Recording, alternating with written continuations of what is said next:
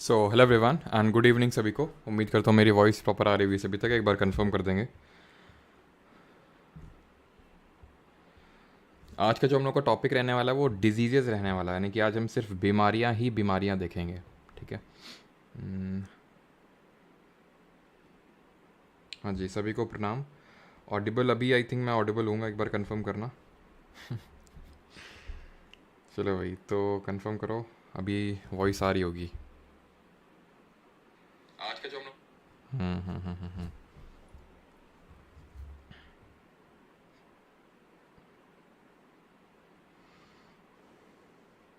चलो, good evening सभी को। स्टार्ट करते हैं। ऑल प्रॉपर है सर? ठीक है, आ रही है। तो लेट क्यों होते हैं? कल बताया तो थे यार, तो मैं लेट का रीज़न है। चलो स्टार्ट करते हैं अभी डिजीज़ चैप्टर। ठीक है। अब डिजीज़ेज़ जो होती हैं ये होती क्या हैं? बीमारियां होती हैं। तो बीमारियां जो है मेनली इनको हम पहले क्लासिफाई करते हैं दो कैटेगरी में, एक एक्यूट और क्रॉनिक, जिसको बोलते हैं तीव्र और पुरानी बीमारी। ये बेसिस ऑफ क्लासिफिकेशन है, फिर बेसिस ऑफ डिवीजन है क्या यहाँ पे? किस बेसिस पे मैंने किसी डिजीज़ को एक्यूट और किसको क्रॉनिक बोला है? तो ये बेसिस है मेरा कि कितने समय तक आपको वो बीमारी ग्रसित करती है, यानी कि कितने समय तक आप उस बीमारी से ग्रसित रहते हैं, कितने टाइम तक वो आपको जो डिज़ीज़ है वो आपको इन्फेक्ट करती है, वो आपको अफेक्ट करती है। तो उस बेसिस पे मैंने इन डिजीज़ को दो कैटेगरी में डिवाइड कर सकता हूँ। एक को एक्यूट, दैट इज़ तीव्र, और दूसरे को क्रॉनिक, यानी कि पुरानी बीमारी का दर्जा दे सकता हूँ। जैसे फॉर एग्जांपल एक्यूट बीमारी में बोलूँगा तो जैसे आपका कॉमन कोल्ड हो गया। तो भाई जैसे खांसी जुकाम होता है, जैसे आप में से हो सकता है कुछ लोगों को हो, क्योंकि मौसम अभी जैसे चेंज हुआ है तो कुछ लोगों को हुआ होगा या फिर हो सकता है हो अभी। तो ऐसा तो है नहीं कि आज है और ये आपको मतलब पिछले 1 साल से है, 2 साल से बीमारी है, नहीं, 1 हफ्ते 2 हफ्ते मैक्सिमम ठीक हो जाता ही है। तो ये हो गई आपकी एक्यूट। ठीक है। आपको कोई फीवर हुआ है नॉर्मल, ठीक है, फीवर हुआ है, ये क्या है? आपका एक्यूट डिजीज़ है। ऐसे तो है नहीं कि ना कि मतलब सदियों सदियों तक चल रही है डिजीज़। काफ़ी सारी हमारी डिजीज़ होती हैं, जैसे फॉर एग्जांपल टीबी जो होती है, किसी किसी केस में वो एक्यूट होती है और किसी केस में क्रॉनिक बन जाती है। कई डिजीज़ होती हैं। अब जैसे क्रॉनिक क्या है, क्रॉनिक का जब मैं एग्जांपल दूंगा तब आपको समझ में आएगा क्रॉनिक डिजीज़ क्या है। जैसे कि फॉर एग्जांपल डायबिटीज़, ये ऐसा तो है नहीं 2-3 दिन में ठीक हो गई या 1 हफ्ते में ठीक हो गई, लंबे समय तक रहती है। अर्थराइटिस की जो प्रॉब्लम रहती है जोड़ों की, वो भी लोगों को काफ़ी टाइम तक रहती है, अर्थराइटिस की प्रॉब्लम। आपको एड्स का प्रॉब्लम हो गया, ठीक है, एक्वायर्ड इम्यूनो डिफिशियंसी सिंड्रोम जिसको बोलते हैं, पढ़ेंगे इसके बारे में कैसे क्या होता है। ठीक है।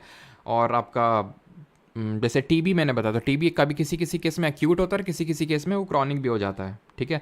आपका एलिफेंटियासिस होता है, जिसको हाथी पाँव का डिजीज़ बोलते हैं, एलिफेंटियासिस। तो ये सब क्रॉनिक डिजीजेज होती हैं, यानी कि वो बीमारियां जो लंबे समय तक आपको ग्रसित रखती हैं। अब कोई टाइम पीरियड मेंशन नहीं है कहीं पे भी कि भाई इतने दिन रहेगी तो एक्यूट और इससे एक भी दिन ज़्यादा हो गया तो क्रॉनिक हो जाएगी। बट नॉर्मली ये माना जाता है कि ठीक है, 1 महीने से अंदर अगर आपका ठीक हो गया तो एक्यूट, और अगर आपको सालों तक कोई बीमारी है तो उसको हम क्रॉनिक डिजीज़ बोलेंगे। As simple as that. पुरानी बीमारी हैं जो धीरे धीरे धीरे विकसित होती हैं और लंबे समय तक रहती हैं, वो क्रॉनिक होती हैं। जो एकदम से आती हैं एकदम से जाती हैं, वो हमारी एक्यूट डिजीज़ में आती हैं। अब अगेन मैं डिजीज़ को दो कैटेगरी में डिवाइड कर रहा हूँ, कम्युनिकेबल एंड नॉन कम्युनिकेबल, संचारी और गैर संचारी रोग। ये मेरा बेसिस ऑफ क्लासिफिकेशन क्या है, किस बेसिस पे मैंने इसको डिवाइड कर दिया, किसी डिजीज़ को कम्युनिकेबल बोलूँगा, किस बेसिस पे किसी डिजीज़ को नॉन कम्युनिकेबल बोलूँगा, संचारी या गैर संचारी। ये जो मेरा बेसिस ऑफ क्लासिफिकेशन है दैट इज़ कि क्या एक पर्सन से दूसरे पर्सन में क्या डिजीज़ जा सकती है। सिर्फ पर्सन ही नहीं, एनिमल भी हो सकता है कोई। जैसे मैं मान लो कि कोई किसी जानवर के साथ मैं काम कर रहा हूँ, ठीक है, तो अगर उससे मुझे कोई डिजीज़ हो जाती है तो उसको मैं कम्युनिकेबल की कैटेगरी में ही रखूँगा। जैसे कि जो प्लेग आपने सुना होगा, प्लेग, ठीक है, तो चूहों को छूने से भी फैल जाता है। ठीक है। तो ये जो डिजीज़ होती हैं आपकी, ये कम्युनिकेबल की कैटेगरी में ही आएंगी। कम्युनिकेबल डिजीज़ वो डिजीज़ होते हैं, इनको संक्रामक रोग हम बोल सकते हैं, जो एक व्यक्ति से दूसरे व्यक्ति में फैल जाते हैं। जैसे फॉर एग्जांपल आपने कोविड 19 में तो यही होता था ना, एक से दूसरे में फैलता था। कोविड 19 हो गया हमारा, एड्स हो गया, एड्स बीमारी भी एक से दूसरे में फैलती है। आपका आपका स्मॉल पॉक्स हो गया, चिकन पॉक्स हो गया। तो जब आप एक दूसरे को, ठीक है, छूते हैं, जैसे फॉर एग्जांपल कॉमन कोल्ड हो गया, इन्फ्लुएंजा हो गया, अगर आपने किसी को छुआ या फिर छुआ नहीं तो मान लो किसी ने छींका ऐसे करके और उसके जो ड्रॉपलेट्स हैं, किसी ने स्नीजिंग कफिंग किया, ड्रॉपलेट्स आप तक पहुंच गया। ठीक है। तो एक तरह से बोल सकते हैं कि कम्युनिकेबल डिजीज़ेज़ में आएंगी। नॉन कम्युनिकेबल का मतलब वो होता है कि वो आपसे दूसरे में नहीं जा सकते हैं, दूसरे से आप में नहीं आ सकते हैं। जैसे फॉर एग्जांपल अगर मैं बोलूँ तो डायबिटीज़, अब ऐसा तो है नहीं ना, किसी आप डायबिटीज़ पर्सन के साथ मिलेंगे, उससे हाथ मिलाएंगे, उसके साथ खाना खाएंगे तो आपको भी डायबिटीज़ हो जाएगा, ऐसा तो नहीं है। अर्थराइटिस का जो प्रॉब्लम होता है, जोड़ों का जो प्रॉब्लम होता है, उसके साथ भी ऐसा नहीं होता कि भाई अगर आप उसके साथ रहेंगे, खाना खाएंगे, हाथ मिलाएंगे तो वो आपको भी हो जाएगा, है ना। आपको मान लेते हैं कि ग्लोकोमा, आप में से कितने लोगों ने सुना है? नहीं सुना है तो अभी सुन लो, अभी मैं आगे इसके बारे में बताऊंगा। ग्लोकोमा हो गया आपको जो आंख में डिजीज़ होती है। आप भी एक दो नेम कर सकते हैं कि नॉन कम्युनिकेबल डिजीज़ में कौन कौन सी डिजीज़ आएंगी आपकी, ठीक है। आप भी एक दो तो नेम कर ही सकते हैं ना, इतनी सारी डिजीज़ हम पढ़ने वाले, प्लेग, टीबी, डिप्थेरिया, ठीक है, और आपका साइफिलिस, बहुत सारे जेनेटिक डिसऑर्डर पढ़ने वाले हैं, सेक्सुअल ट्रांसमिशन, ये सब सारी चीज़ें आज हम यहाँ पे पढ़ने वाले हैं, ठीक है, जो डिजीज़ सेक्सुअली ट्रांसमिट होती हैं। तो वो जैसे जो भी सेक्सुअली ट्रांसमिट होंगी वो सारी कम्युनिकेबल में आएंगी, जैसे कि एड्स होता है, गोनोरिया होता है, साइफिलिस होता है। अभी जब हम लोग पढ़ेंगे ना तो आप अपने आप क्लासीफाई कर पाओगे इनको कि कौन से कम्युनिकेबल में आएगी, कौन सी आपकी नॉन कम्युनिकेबल डिजीज़ेस की कैटेगरी में आएगी डिजीज़, ठीक है। अब हम आगे बढ़ते हैं और देखते हैं ये पैथोजेंस क्या होते हैं। पैथोजेंस वो होते हैं जो डिजीज़ कॉज करते हैं। अब बीमारी जो है वो होती है 4 लोगों की वजह से। ये 4 लोग कौन से हैं? 4 लोग हैं। पहला है हमारा इसमें वायरस जिसको बोलते हैं, दूसरा होता है बैक्टीरिया, तीसरा आदमी है हमारा प्रोटोजोआ, और चौथा है फंगस। ये 4 बंदे हैं जो डिजीज़ कॉज करते हैं, इन्हीं की वजह से बीमारियां होती हैं। जितनी बीमारियां होती हैं इन्हीं की वजह से होती हैं। बट इसका मतलब ये नहीं होता है कि भाई ये लोग सिर्फ बीमारी करने के लिए ही पैदा हुए हैं, ये तो इसीलिए पैदा हुआ है, इसका काम ही यही है। लेकिन बाकी के जो 3 हैं, ऐसा नहीं कि इनका काम सिर्फ वही है कि सिर्फ बीमारियां ही फैलाएं। लेकिन हाँ, बीमारियां सिर्फ इन्हीं 4 से ही होती है और किसी से नहीं होती है। तो वायरस, बैक्टीरिया, प्रोटोजोआ और फंगस, यही होते हैं आपके डिजीज़ कॉजिंग पैथोजेंस। अब हम इनको थोड़ा सा डिटेल में पढ़ेंगे, खासकर वायरस और बैक्टीरिया के बारे में। ये किस तरह के दिखते हैं, क्या शेप होता है, किस तरह से डिजीज़ कॉज करते हैं, तभी हमें थोड़ा सा समझ में आएंगी चीज़ें कि ये किस तरह से डिजीज़ को कॉज करते हैं। जैसे फॉर एग्जांपल मैं आपको एक अभी बेसिस ऑफ डिफरेंस बताऊं, जैसे कि अभी हम यहाँ पे वायरस और बैक्टीरिया के बीच में डिफरेंस देखेंगे। तो इसमें मेन डिफरेंस, पहले तो चलो डिफरेंस यहाँ पे देख लेते हैं। पहले तो स्ट्रक्चर आप समझ लो, इसका स्ट्रक्चर किस तरह से होता है। तो वायरस आप देख पा रहे होंगे, वायरस पता है क्या होता है? वायरस में जेनेटिक मटेरियल होता है जो उसके अंदर भरा होता है और उसके अराउंड प्रोटीन की कवरिंग होती है। It is nothing but genetic material encoded in a protein envelope. Protein envelope में ये एनकोडेड एक जेनेटिक मटेरियल है, और ये जो प्रोटीन एनवेलप है इसको बोलते हैं कैस्पिड। क्या बोलते हैं इसको? कैस्पिड बोलते हैं, जो प्रोटीन एनवेलप आपको दिख रहा है। अब ये जो जेनेटिक ये प्रोटीन आपका कैस्पिड है, ठीक है, प्रोटीन कैस्पिड। अब ये जो आपको जेनेटिक मटेरियल दिख रहा है, ठीक है, तो ये आपके, एक सेकंड रुकिएगा, ठीक है। तो पहले हम यहाँ पे डिफरेंस समझ लेते हैं वायरस और बैक्टीरिया के बीच में, एक एक करके एक एक डिफरेंस यहाँ पे मैं लिखता हूँ, सो दैट एक एक करके हमें चीज़ें क्लियर हो जाएं वायरस और बैक्टीरिया में क्या अंतर होता है, ठीक है। तो जो बैक्टीरिया होता है ये यूनिसेलुलर नेचर होता है। यूनिसेलुलर का मतलब ये होता है ये एक सेल से बना होता है, इसमें कोई सेल नहीं होती है वायरस में। इसमें अगेन मैं फिर से उसी चीज़ को रिपीट करूँगा, जेनेटिक मटीरियल होता है जो कि डीएनए या फिर आरएनए का बना हो सकता है। डीएनए या फिर आरएनए, डीएनए प्लस आरएनए नहीं, डीएनए या फिर आरएनए का बना हो सकता है। डीएनए आरएनए मतलब डीऑक्सी राइबोन्यूक्लिक एसिड, और ये होता है राइबोन्यूक्लिक एसिड। या तो डीएनए का बना हो सकता है या आरएनए का। अगर उस और क्या होगा दूसरी चीज़, कमेंट में बताइए जल्दी से, जो भी मैंने आपको बताया था। अगर आरएनए का बना हुआ है, अगर उसका जेनेटिक मटेरियल वायरस का आरएनए का बना हुआ है, तो ऐसे वायरस को रेट्रो वायरस कहा जाता है। और ये रेट्रो वायरस का एक बढ़िया एग्जाम्पल है हमारा कोविड-19 का जो वायरस है, कोरोना वायरस, ठीक है। जो कोरोना वायरस था वो रेट्रो वायरस था, इसका जेनेटिक मटेरियल आरएनए का बना होता है। ये थोड़े से ज़्यादा खतरनाक होते हैं। और प्रोटीन की जो है इसमें एक शेल होता है, प्रोटीन का शेल होता है जिसको हम कैस्पिड वॉल बोलते हैं। यहाँ पे क्या इनमें सेल होती है, हमने देखा था ना बैक्टीरिया की सेल किसकी बनी होती है, ये देखो बैक्टीरियल सेल है ये, इसमें ये फ्लैगेलम है। हमने ये भी पढ़ा था कि जो बैक्टीरिया का फ्लैगेला होता है वो क्या होता है, वो उसको मोटिलिटी, दैट इज उसको मूवमेंट प्रोवाइड करता है, जो फ्लैगेलम होता है। एंड फ्लैगेलम का हमने 3 पार्ट्स भी पढ़े थे, फ्लैगेलम के 3 पार्ट्स भी पढ़े थे। वो 3 पार्ट्स क्या क्या थे? एक तो इस तरह से बेसल बॉडी थी, बेसल बॉडी में आपका इस तरह से फिलामेंट अटैच था, और बेसल बॉडी और फिलामेंट को जो कनेक्ट कर रहा था उसको बोले थे हुक। ये था हुक, ये थी बेसल बॉडी, ठीक है, और ये जो टेल लाइक स्ट्रक्चर था इसको बोलते थे फिलामेंट, ठीक है। तो ये आपको ऑर्डर पता होना चाहिए, इस पर खूब क्वेश्चन पूछे हैं एसएससी ने। तो ये बैक्टीरिया फ्लैगेला का स्ट्रक्चर हम लोगों ने पढ़ा था, जो इसको मोटिलिटी प्रोवाइड करता है। ये बैक्टीरिया का सेल हमने पढ़ा था किसका बना होता है, इसका जो सेल वॉल होता है वो पेप्टिन या फिर पेप्टिडोग्लाइकन का बना होता है, इसमें कोई सेल नहीं होती है, ठीक है। अब जो बैक्टीरिया होता है वो आपका लिविंग इन नेचर होता है। बैक्टीरिया जो होता है वो आपका लिविंग इन नेचर होता है, जीवित होता है। ये नॉन लिविंग एंटिटी होती है। नॉन लिविंग का मतलब ये है कि जीवित नहीं होता, बट बैक्टीरिया लिविंग एंटिटी को हम डील करते हैं, लिविंग एंटिटी के तौर पे इसको डील करते हैं। आपने जब मैंने आपको वो पढ़ाया था प्लांट एंड एनिमल किंगडम, अगर आपको ध्यान हो तो हम लोगों ने ये चीज़ देखी थी, प्लांट एंड एनिमल किंगडम ना बोल के उसको हमने बोला था diversity in living organism, because उसमें और हमने ये देखा था कि 1969 में किसने, कमेंट में बताएंगे किसने 5 किंगडम्स में बांटा था पूरे लिविंग वर्ल्ड को, पूरे लिविंग वर्ल्ड को, लिविंग वर्ल्ड को। तो उसमें क्या पढ़े थे, Monera, protista, fungi, Plantae, animalia, ठीक है। बैक्टीरिया के बारे में पढ़े थे कि नहीं पढ़े थे? पढ़े थे तो जरा बताओ किस किंगडम में पढ़े थे इसको, और क्या वायरस के बारे में वहाँ पढ़े थे?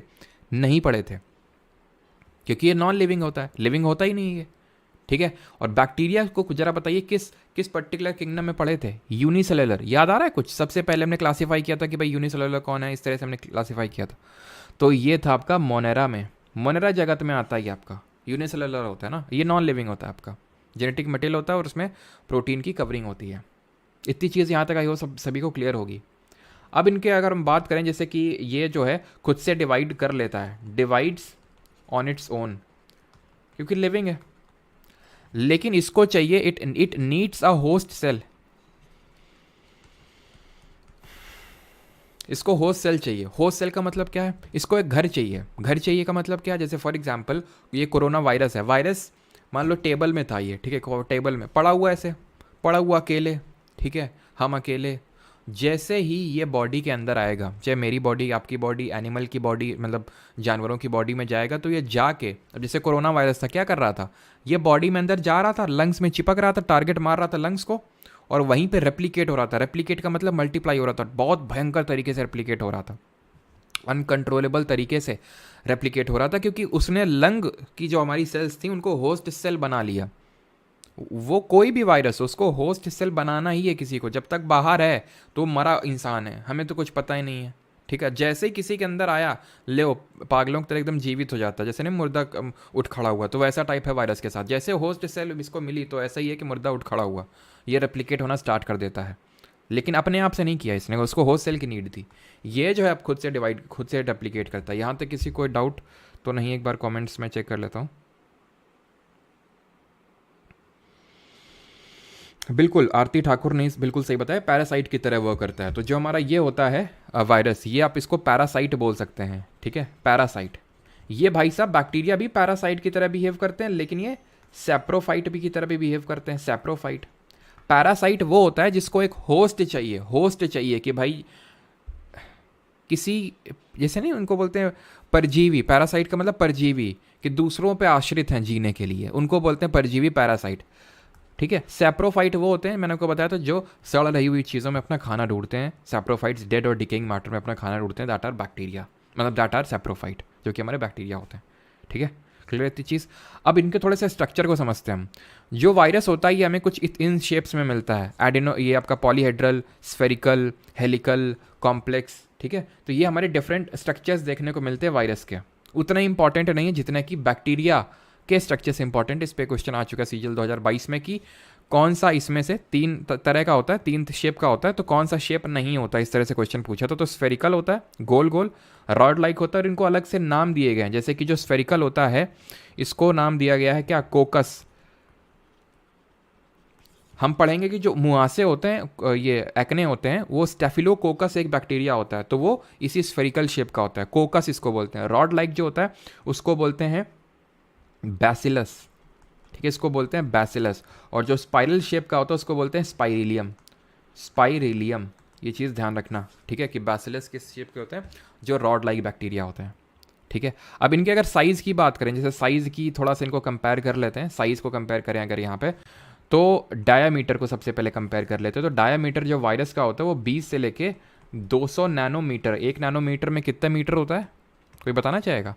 10⁻⁻9 मीटर होता है। तो ये 20 से लेके 200 नैनोमीटर का इनका डायमीटर होता है। वहीं अगर मैं जब बैक्टीरिया की डायमीटर की बात करता हूँ तो ये बड़ा होता है साइज़ में इनके कंपैरिजन में, वो होता है 0.5 माइक्रोमीटर।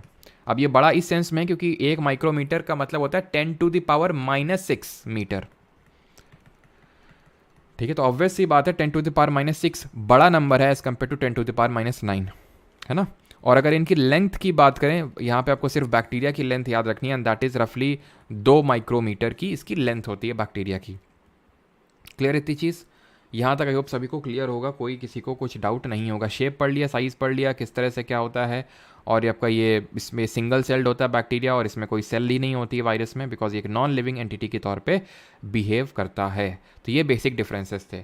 अब मैंने आपको बताया था क्या चीज़, कि ये 4 लोग होते हैं, ये वायरस, बैक्टीरिया, प्रोटोजोआ और फंगस। तो इन दोनों के बारे में तो देख लिए, है ना। अब प्रोटोजोआ फंगस की अगर बात करें तो ये दोनों लोग किस फाइलम से, ये तो किसी फाइलम से नहीं था, ये मोनेरा से था। प्रोटोजोआ कुछ याद आ रहा है? प्रोटोजोआ में आपको कुछ याद आ रहा है? ये कौन से फाइलम से बिलोंग करते हैं? तो ये प्रोटीस्टा फैमिली से बिलोंग करते हैं, प्रोटीस्ट होते हैं, प्रोटीस्ट होते हैं। इनमें भी अगर इनमें बात करें, जो प्रोटीस्ट होते हैं क्या होते हैं, ये भी आपके यूजुअली मल्टीसेलुलर आपको देखने को मिलते हैं। और इसके एग्जांपल अगर मैं कोट करूं जैसे प्रोटोजोआ के, तो अभी आप बीमारी देख ही लेंगे वैसे तो, जैसे प्लाज्मोडियम हमारा प्रोटोजोआ होता है, यूग्लेना हमारा प्रोटोजोआ होता है, ठीक है, और पैरामीशियम हमारा प्रोटोजोआ होता है। तो वो हमने पहले ही देख रखे थे प्लांट एंड एनिमल किंगडम वाले चैप्टर में, फिर से अभी देखेंगे कुछ। और फंगस का तो अपना खुद का किंगडम ही है, फाइलम वो छोड़ो, इसका खुद का ही मतलब किंगडम है फंगस नाम से जिसको बोलते हैं, जिसकी सेल वॉल किसकी बनी होती है, कॉम्प्लेक्स सुगर काइटिन की बनी होती है। तो हम वो भी देखेंगे कि कौन सी डिजीजेज होती हैं। अब हम वही देखने जा रहे हैं कि वायरस की वजह से कौन सी होती हैं, बैक्टीरिया की वजह से कौन सी डिजीज होती हैं, प्रोटोजोआ की वजह से कौन सी होती हैं, और फंगस यानी कि कवक की वजह से कौन सी बीमारियाँ होती हैं। ठीक है, तो वायरस सबसे छोटा है, बैक्टीरिया उससे बड़ा है। और बैक्टीरिया की अगर बात करें तो बहुत प्रेवलेंट है। बैक्टीरिया की अगर बात करें, जैसे वायरस होते हैं, इनका कोई यूज़ नहीं है, कहीं पे भी यूज़ नहीं आते हैं ये वायरस को यहाँ पे बनाने, यहाँ पे यूज़ में ले रहे हैं। बैक्टीरिया जो होते हैं हमारे, ये यूज़फुल भी होते हैं, यूज़फुल भी होते हैं। जैसे हमारे गट में, यानी कि हमारा जो एक तरह से स्मॉल इंटेस्टाइन जो स्टमक है, यहाँ पे अच्छे बैक्टीरिया रहते हैं। जैसे हमारा जो कर्ड होता है, दही होता है, उसमें अच्छे बैक्टीरिया होते हैं जो हमारे डाइजेशन को इम्प्रूव करते हैं। तो गुड बैक्टीरिया भी होते हैं, बैड बैक्टीरिया भी होते हैं, ये चीज़ आपको पता होनी चाहिए। फंगस भी काम में आते हैं, हमने पढ़ा था कौन कौन से फंगस काम में आते हैं। तो फंगस से ही आपकी जो एंटीबायोटिक है पेनिसिलिन, ठीक है, वो पेनिसिलियम नाम के फंगस से बनती है आपकी।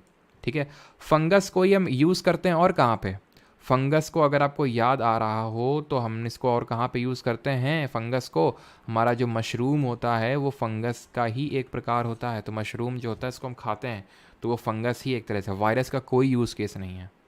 ठीक, अब हम यहाँ पे ये चीज़ देखते हैं कि जैसे बैक्टीरिया को, अगर हमें जो बैक्टीरियल डिजीज़ होती है, बैक्टीरिया की वजह से अगर हमें कोई डिजीज़ होती है, तो उसको ट्रीट करने के लिए हम एंटीबायोटिक्स का यूज़ कर लेते हैं। ठीक है, एंटीबायोटिक्स हम यूज़ कर लेते हैं, बट वायरस के खिलाफ एंटीबायोटिक्स ये काम नहीं करती है। तो हमारा अगला क्वेश्चन वही है, और उसके बाद हम डिजीज़ेस देखेंगे जो वायरस की वजह से होती है, बैक्टीरिया की वजह से होती है, और फंगस की वजह से और प्रोटोजोआ की वजह से।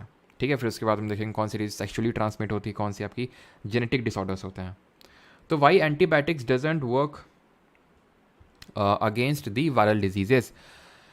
अब सबसे पहली बात तो एंटीबायोटिक्स, सबसे पहली एंटीबायोटिक्स जो आपकी बनी थी दैट वाज पेनिसिलिन। पेनिसिलिन जो पेनिसिलियम नाम के फंगस से बनी थी। ठीक, इसको किसने बनाया था, अलेक्जेंडर फ्लेमिंग जी ने इसको सबसे पहले बनाया था। अब ये वायरल डिजीज के अगेंस्ट क्यों नहीं काम करती हैं, क्योंकि पेनिसिलिन ये एंटीबायोटिक्स करती क्या है कि बैक्टीरिया लोग सेल वॉल बनाने लगते हैं। जैसे ही अंदर पहुंचेंगे, मान लो हार्मफुल बैक्टीरिया, ये लोग सेल वॉल बना, और बैक्टीरिया जैसे मैंने बताया हर जगह हैं। आप कहीं बैठे हैं ना, वहाँ मतलब आप ये समझ लो आपके अराउंड ही कम से कम आप ऐसे समझ लो कि लाखों में बैक्टीरिया होंगे। अगर आपको भी इंक्लूड कर लें तो, मतलब आपको इंक्लूड कर लें तो फिर आई थिंक शायद मिलियन में हो सकता है पहुँच जाएंगे बैक्टीरिया। मतलब हर जगह बैक्टीरिया ऐसे समझ लो, बैक्टीरिया जगह जगह में, गुड बैक्टीरिया भी होते हैं, बैड बैक्टीरिया भी होते हैं, न्यूट्रल भी होते हैं, जिनका कुछ मतलब नहीं है। ठीक है, मतलब इतने बैक्टीरिया होते हैं, ये एक्चुअल में ट्रू है कि इतने बैक्टीरिया हैं इस अर्थ पे। अगर सब, क्योंकि और सबसे पहले जो लाइफ फॉर्म आई थी अर्थ पे, सबसे पहले लाइफ फॉर्म जो आई थी, सबसे पहले ह्यूमंस नहीं आए थे कि टपक गया, फिर अंडा और मुर्गी, वो सब नहीं आए थे। सबसे पहले बैक्टीरिया आए थे। इतने बैक्टीरिया हैं कि अगर आप मिला लिया जाए तो प्लांट और एनिमल के वेट को भी आउट परफॉर्म कर देंगे वो। अगर उनके वेट को कैलकुलेट कर लिया जाए सारे बैक्टीरिया को, तो वो प्लांट और सारे एनिमल के वेट से भी ज़्यादा निकल के आएगा। तो यहाँ पे एंटीबायोटिक्स इसलिए वर्क नहीं करती वायरल डिजीज के अगेंस्ट, क्योंकि ये लोग जब बैक्टीरियल लोग आते हैं तो ये सेल वॉल का फॉर्मेशन करते हैं, इस तरह से सेल वॉल का फॉर्मेशन करते हैं। एंटीबायोटिक्स करने ही नहीं देता, करने ही नहीं देता, करने ही नहीं देता, करने ही नहीं देता है। अब तुम वायरल डिजीज़ हो गई, तुम एंटीबायोटिक्स ले रहे हो, एंटीबायोटिक बोला हम तुमको सेल वॉल फॉर्मेशन करने नहीं देंगे, वायरल बोलता हम करते ही नहीं है, ले मोई मोई कर दिया उसने तो ठीक है एंटीबायोटिक्स के साथ। जैसे नहीं वो एक गैंग्स ऑफ वासेपुर फिल्म है, उसमें बोलता है कि बेटे वो हमारा रणधीर, कौन क्या ना, रणधीर सिंह ही नाम होता है ना उसका, तो जो है ना जो बोलते हैं कि हिंदुस्तान कि सिनेमा नहीं, ऐसा कुछ है ना कि हिंदुस्तान का सिनेमा, ऐसा करके कुछ बंदा डायलॉग बोलता है, क्या यार याद नहीं आ रहा मुझे, कि हाँ कि हिंदुस्तान का आदमी तब तक डैश बनता रहेगा जब तक हिंदुस्तान में सिनेमा है ना। तो रणधीर सिंह उसका नाम था आई थिंक। तो बोलता है, एक छोटा सा बच्चा होता है कि तुम्हारे जीवन का मकसद क्या है, तो बोलता है कि कोई होता है खान करके, तो उसकी हत्या, तो बोलता है लेकिन वो तो मर गया तो वही होता है कुछ एंटीबायोटिक्स और वायरल के साथ, कि भाई एंटीबायोटिक्स आता है, बोलता है हम तुमको फैलने नहीं देंगे, तो वायरस पूछता है क्यों नहीं फैलने दोगे, तो बोलता है कि भाई तुमको सेल वॉल नहीं बनाने देंगे, बोलता है लेकिन हमारे में तो सेल होती ही नहीं है तो इसीलिए जो है एंटीबायोटिक्स वायरल डिजीज के अगेंस्ट वर्क नहीं करता है। अब हम आएंगे देखेंगे कि कौन कौन सी diseases are caused by the virus, कौन सी डिजीज होती हैं जो हमारी वायरस की वजह से होती हैं। ठीक है, इसको याद करने की ट्रिक है, ट्रिक पहले देख लेते हैं फिर एक एक करके समझ लेंगे। जैसे इसकी ट्रिक होती है, डॉक्टर मिश्रा जी हैं हमारे, ठीक है, डॉक्टर मिश्रा जी हैं, कहाँ के, ये एमपी से हैं लेकिन ये बेस्ट हैं, ठीक है, डॉक्टर मिश्रा बेस्ट हैं हमारे, एमपी वाले हैं ये, ठीक है, बेस्ट है एमपी वाले। अब यहाँ पे डिजीजेस देख लेते हैं कि यहाँ पे मतलब क्या है। तो डॉक्टर से आपका डेंगू या फिर डेंगी, जो भी आप प्रोनाउंस करो, ठीक है। और अभी कौन सी हमारी 2 कंट्रीज़ थी जहाँ पे एमरजेंसी, एक हेल्थ इमरजेंसी डिक्लेयर हो गई थी ड्यू टू डेंगी। चलो एक का नाम मैं बताता हूँ, दोनों ही साउथ अमेरिकन, और एक का आप बताएंगे। एक तो है आपकी ब्राज़ील, दूसरी कौन सी है, दोनों ही साउथ अमेरिकन कंट्रीज़ हैं, ठीक है। यहाँ पे हेल्थ इमरजेंसी डिक्लेयर हो गई थी। और एम से है आपका मीज़ल, जिसको खसरा बोलते हैं हिंदी में, ठीक है, इसको हिंदी में डेंगी बोलते हैं। आई की अगर बात करें तो इसको इन्फ्लुएंजा बोलते हैं, ठीक है, इन्फ्लुएंजा बोलते हैं। एस से अगर बात करें तो एस से है आपका स्वाइन फ्लू, क्या है एस से, एस से स्वाइन फ्लू। और ये पता है किस वायरस से होता है, ये भी पूछ लेता है, किसी को पता है, ये H1N1 वायरस होता है, H1N1 वायरस से होता है। एच से अगर बात करें तो हेपेटाइटिस, ठीक है, हेपेटाइटिस। अभी इनमें से 1 2 3 डिजीज़ को निकालेंगे, जैसे डेंगू को निकालेंगे, हेपेटाइटिस को निकालेंगे, जिससे कुछ और भी एक्सटेंडेड क्वेश्चन बन जाते हैं कि डेंगू के लिए मच्छर कौन सा रिस्पॉन्सिबल होता है, हेपेटाइटिस कितने तरह का होता है, क्यों होता है, कहाँ होता है, कौन से ऑर्गन को अफेक्ट करता है, इस तरह के जो क्वेश्चन बनते हैं। आर से होता है आपका रेबीज़, ठीक है। ए से होगा आपका यहाँ पे एड्स, एड्स के बारे में भी देखेंगे। बी से होगा आपका बर्ड फ्लू, बी से होगा आपका बर्ड फ्लू। और ये किस वायरस की वजह से होता है, जैसे स्वाइन फ्लू होता है H1N1 की वजह से, ये होता है आपका H5N1 की वजह से, ठीक है। ई से होता है आपका एंसाइटिटिस, एंसाइटिटिस। एस से होता है आपका यहाँ पे स्मॉल पॉक्स, स्मॉल पॉक्स, ठीक है। टी से यहाँ पे कुछ नहीं है, टेटनस और टाइफाइड मत कर लेना, वो बैक्टीरियल डिजीज़ होती हैं आपकी, बैक्टीरिया की वजह से होती हैं। और हिंदी में इसको बोलते हैं विषाणु, और बैक्टीरिया को बोलते हैं जीवाणु, है ना। ये तो बोलते हैं वायरस को विषाणु बोलते हैं, और उसको जीवाणु बोलते हैं, ठीक है। एम से हो जाएगा आपका मम्प्स, जिसको गलसुआ बोलते हैं, गाल आपके सूज जाते हैं, ठीक है, गाल सूज जाते हैं इसमें। और पी से हो जाएगा आपका पोलियो। अब थोड़ा सा एक एक करके चीज़ों के बारे में देख लेते हैं। जैसे सबसे पहले अगर हम बात करें डेंगू की, तो डेंगू एक वायरस की वजह से होने वाली डिजीज़ है, लेकिन वायरस खुद तो चल के जाएगा नहीं। और डेंगू का वायरस ऐसा नहीं होता कि हमने खांसी करी, छींक मारा तो दूसरे के पास पहुंच गया, और उसके पास खुद के पैर तो है नहीं जो दूसरे के पास पहुंच जाएगा। तो फिर ये इसका मेथड ऑफ ट्रांसमिशन क्या है, तो एक मच्छर है जिसको बोलते हैं फीमेल एडीज एजिप्टी मस्कीटो। ये बोलेगा कोई टेंशन की बात नहीं, हम हैं तो क्या गम है। अभी हम आते हैं इन्फेक्टेड पर्सन का खून लेते हैं और चढ़ा देते हैं किसी दूसरे पे, नॉन इन्फेक्टेड पर्सन पे, और उसको भी डेंगू का मज़ा दे देते हैं। तो इस तरह का इनका काम है फीमेल एडीज एजिप्टी मस्कीटो का। ये जो फीमेल, और हमेशा जो भी मस्कीटो आपका डिजीज़ या फिर पैथोजन को ट्रांसमिट करता है एक बॉडी से दूसरे बॉडी में, हमेशा फीमेल ही होगा। टेंशन की कोई बात नहीं, मेल नहीं होता है, वो फीमेल ही होता है। मेल जो होते हैं वो गंदगी में मुंह मारते हैं ठीक है, और ये जो होते हैं खून चूसते हैं। तो फीमेल एडीज एजिप्टी मस्कीटो, ये डेंगू का एक क्या है, देखो पैथोजन तो वायरस है, लेकिन वायरस को खुद तो चल के जाएगा नहीं, ये हेल्प करेगा उसको एक से नॉन इन्फेक्टेड से इन्फेक्टेड से नॉन इन्फेक्टेड में जाने में, ठीक है। खून लिया, खून को स्टोर किया, वही खून को ट्रांसफर मतलब फिर से खून को उसी से लेगा तो वो जो है ब्लड जो है एक्सचेंज हो जाएगा वो, ठीक है। डेंगू हो गया। और कौन से किसको देखना है? मीजल्स नहीं देखना है, इन्फ्लुएंजा नहीं, हेपेटाइटिस को थोड़ा सा देखते हैं, ठीक है। हेपेटाइटिस, अब तुमने सुना होगा hepatitis A B C D E F G ऐसे करके, ठीक है। तो जो हेपेटाइटिस होता है ना A B C इस तरह के इसके टाइप्स होते हैं। तो ये सबसे पहले बात तो लिवर को अफेक्ट करता है। जो लोग बहुत पीते हैं ना, जरूरी नहीं कि जो लोग बहुत पीते हैं उन्हीं को हो, किसी और कारणवश भी हो सकता है, बट मेनली जो लोग पीते हैं ज़्यादा, ठीक है, तो उन लोगों को ये डिजीज़ देखने को मिलती है जिसको हम बोलते हैं हेपेटाइटिस। ये किसको अफेक्ट करता है? कौन से ऑर्गन को? ये हमारे लिवर, इसको ग्लैंड को अफेक्ट करता है, लिवर को अफेक्ट करता है। अब ये इसलिए भी थोड़ा इंपॉर्टेंट हो गया बिकॉज इंडिया ने अभी सबसे पहली एक इंडिजिनसली मेड हेपेटाइटिस बी की वैक्सीन बनाई। अब हेपेटाइटिस ना अलग अलग तरह का होता है, A B C, ये अलग अलग तरह का होता क्यों है और इसका मतलब क्या होता है? तो ए वो होता है जो फूड के थ्रू ट्रांसमिट होता है, बी वो होता है जो सेक्सुअल कॉन्टैक्ट के थ्रू बॉडीली फ्लूइड से ट्रांसफ़र होता है। बॉडीली फ्लूइड में आपका जैसे कि ब्लड हो गया या फिर सेक्सुअल कॉन्टैक्ट के थ्रू जो हमने पढ़ा था, है ना, जो ट्रांसमिट होता है, तो वो आपका जो होता है वो हेपेटाइटिस बी होता है, जो सीमेन जिसको हम बोलते हैं, तो वो अगर ट्रांसफ़र हो गया that is called as hepatitis B. यानी कि इसको हम किस तरह की डिजीज़ बोल सकते हैं? कम्युनिकेबल डिजीज़ बोल सकते हैं, राइट। तो और ये जो है हमने वैक्सीन जो अभी इंडिजिनसली डेवलप करी है हैवी श्योर के लिए, दैट इज़ हेपेटाइटिस के लिए, that is heavy sure. Clear इतनी चीज़? कौन सा ग्लैंड अफेक्ट होता है, वो सारी चीज़ें। अब आ जाते हैं जैसे रेबीज़ जो होता है ना, रेबीज़, तो इसमें एक पर्टिकुलर सिम्टम डेवलप कर लेता है आदमी and that is called as hydrophobia. पानी से डर लगने लगता है, बहुत भयंकर पानी से डर लगता है, ठीक है, रेबीज़ में। मतलब पानी दिखाते ही वो आदमी पागल हो जाता है, ऐसा टाइप डर बैठता है पानी से। एड्स पे आते हैं अभी। एड्स क्या होता है? एड्स क्या होता है? एड्स AIDS, ये आपका acquired immuno deficiency syndrome formula, इसका फॉर्मूला नहीं, फुल फॉर्म होता है, ठीक है, एक्वायर्ड इम्यूनो डेफिशिएंसी सिंड्रोम। क्या होता है इसका? फुल फॉर्म होता है एड्स डे। एक्चुअल में एड्स क्या होता है? एड्स ये सेक्सुअल कॉन्टैक्ट के थ्रू फैलता है, सेक्सुअल कॉन्टैक्ट के थ्रू फैलता है ये, ठीक है। सेक्सुअल कॉन्टैक्ट के थ्रू, ज़रूरी नहीं सिर्फ सेक्सुअल कॉन्टैक्ट के थ्रू फैले।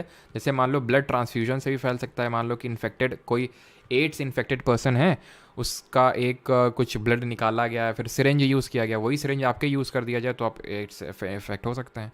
बार्बर शॉप में आप जाते हैं, किसी बार्बर ने यूज़ किया वो जो छुरा होता है, ठीक है, तो छुरा यूज़ किया उसने और मान लो कि थोड़ा कट लग गया और वही ब्लेड बिना चेंज किए आपके भी अगर मान लो कट लग गया तो चांसेस बहुत ज़्यादा हैं कि आपको एड्स हो सकता है। एंड एड्स जो है ना बहुत घातक बीमारी होता है, अभी तक it is not curable.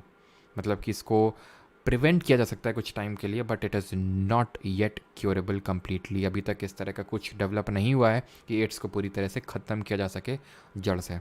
Actually होता क्या भी मैं बताता हूँ, चलो। तो ब्लड ट्रांसफ्यूजन के थ्रू भी फैल सकता है ये, ठीक है, सेक्सुअल कॉन्टैक्ट, ब्लड ट्रांसफ्यूजन, इसके थ्रू फैल सकता है। अब जो एड्स होता है ये एक वायरस होता है जिसको बोलते हैं HIV वायरस, ठीक है, HIV, human immuno deficiency virus, human immuno deficiency virus. अब ये एक्चुअल में होता ये इसलिए है बिकॉज जो HIV होता है ना, ये इम्यून सिस्टम को बहुत अफेक्ट कर देता है, इम्यून सिस्टम को एकदम वीक कर देता है। अब क्योंकि इम्यून सिस्टम को इसने इतना ज़्यादा वीक कर दिया तो इम्यून सिस्टम हमारा जो डिजीज़ेस से लड़ने के लिए बना हुआ है वो लड़ नहीं पाएगा। ज़रा सा खांसी जुकाम हुआ, बुखार हुआ, बहुत भयंकर तरीके से अफेक्ट करता है। तो एक्चुअल में इसका कोई डायरेक्ट इम्पैक्ट नहीं है, ये इनडायरेक्टली अफेक्ट करता है। किसने इम्यून सिस्टम को इतना वीक कर दिया कि कोई भी ज़रा सी छोटी मोटी डिजीज़ हुई कि जो है बहुत फेटल हो जाती है वो डिज़ीज़, और इसी वजह से लोगों की डेथ भी हो जाती है।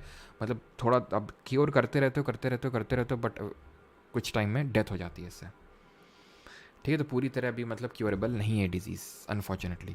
एड्स की अगर बात करें तो एड्स में और क्या है कि इसमें टेस्ट होता है जो पता लगाता है एड्स का, and that is ELISA test.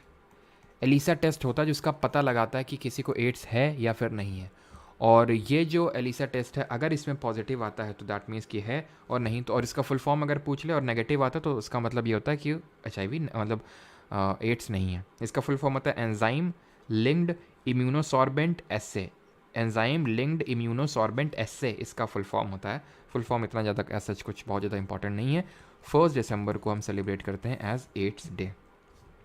किसी को यहाँ तक कोई प्रॉब्लम तो नहीं है? एक दो मैं और आपको बता देता हूँ, उसके बाद हम आगे आप डाउट पूछ लेना। अभी अभी नहीं, अभी मत पूछना।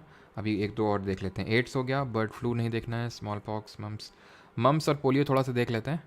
तो जैसे मम्स होता है ना, इसको गलसुआ बोलते हैं हिंदी में। गाल सूज जाते हैं आपके, जो गाल होते हैं ना आपके, गाल वो सूज जाते हैं। क्यों?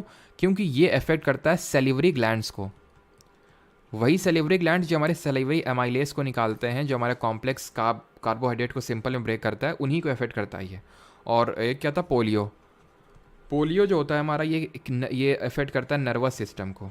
ये अफेक्ट करता है नर्वस सिस्टम को, यानी ब्रेन हो गया, स्पाइनल कॉर्ड हो गया, इनको अफेक्ट करता है पोलियो।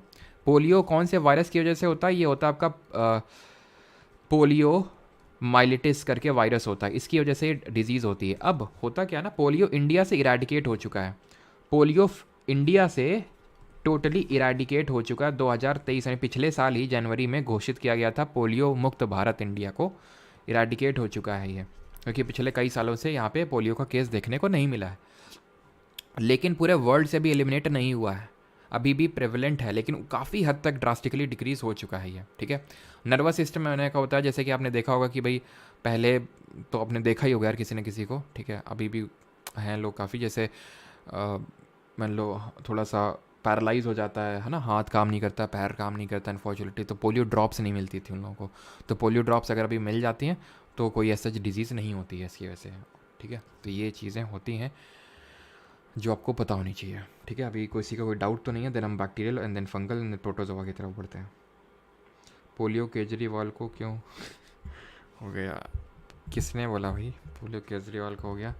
केजरीवाल जी को आप एकदम आँख बंद करिए, ठीक है, आसपास महसूस करिए, उनकी वाइब्स को फील करिए, समझ रहे हैं आप?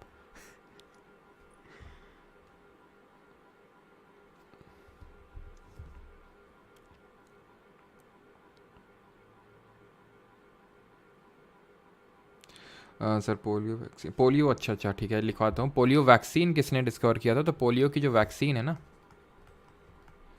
ये जॉनस साक करके थे, उन्होंने पोलियो की जो वैक्सीन है उसको डिस्कवर किया था एक तरह से। ठीक है, जोनस साक, नॉट चॉक, साक, ठीक है, SALK। चलिए, हाँ, पोलियो की डिस्कवरी बता दिया। ठीक है, मुर्दों का मसीहा। सर सर्वाइकल कैंसर क्या होता है सर, प्लीज़ डिस्कस। विशाल, वैसे तुमने डिस्कस किया था वो रिप्रोडक्शन वाले चैप्टर में, चलो फिर से डिस्कस कर लेते हैं अगर आप बोल रहे हैं तो। सर्वाइकल कैंसर में क्या होता है? सर्वाइकल कैंसर में क्या होता है? एक वायरस होता है, ये भी वायरल डिजीज़ है। एक वायरस होता है जिसका नाम है HPV, human papilloma virus. Human papilloma, हो सकता है स्पेलिंग मैं गलत लिख रहा हूँ तो उसके लिए माफ़ी चाहूँगा। तो ह्यूमन पैपिलोमा वायरस ये करके एक वायरस होता है। तो मैंने आपको पढ़ाया था कि सर्विक्स होता है। सर्विक्स वो पार्ट होता है, कौन सा पार्ट होता है बताइए जल्दी से, जो किन दो पार्ट को जोड़ता है, जो फीमेल के दो रिप्रोडक्टिव ऑर्गन्स होते हैं। तो एक तो नीचे होता है वजाइना, और ऊपर क्या होता है जिसका नाम यू से स्टार्ट होता है। तो जो सर्विक्स होता है, ये सर्विक्स, सर्विक्स में इसके किनारे किनारे क्या होने लगता है, धीरे धीरे ये HPV जो है जमा होने लगता है, और ये कैंसरियस सेल्स में तब्दील करने लगता है।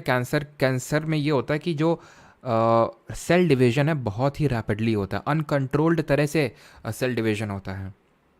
ठीक है, जो भी अब और कोई क्वेश्चन बन सकते हैं, जैसे कि कौन से जो कंपाउंड कैंसर कॉज करते हैं उनको क्या बोलते हैं? उनको कार्सिनोजेनिक बोलते हैं। इसके लिए आपकी एक थेरेपी होती है, अगर आप बता पाएँ उस जिसको क्या बोलते हैं, जिससे कैंसरियस सेल्स को डिस्ट्रॉय किया जाता है।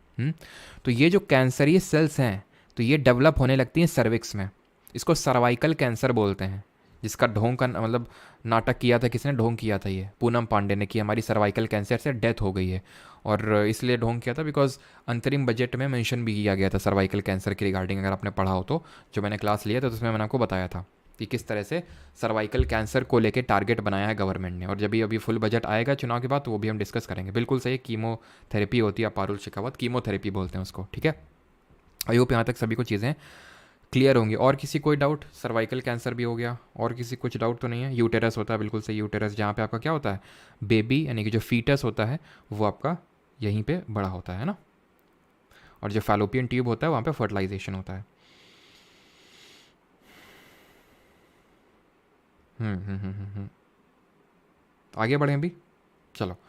तो आगे बढ़ते हैं और अभी अभी आते हैं disease cause by bacteria. Bacteria की वजह से कौन कौन सी डिजीज़ होती हैं, तो इसका भी हम पहले ट्रिक लिख देते हैं, उसके बाद आगे बढ़ते हैं। तो ट्रिक इंग्लिश में अलग है, हिंदी में आपकी अलग है। हिंदी वाली पहले लिख देते हैं।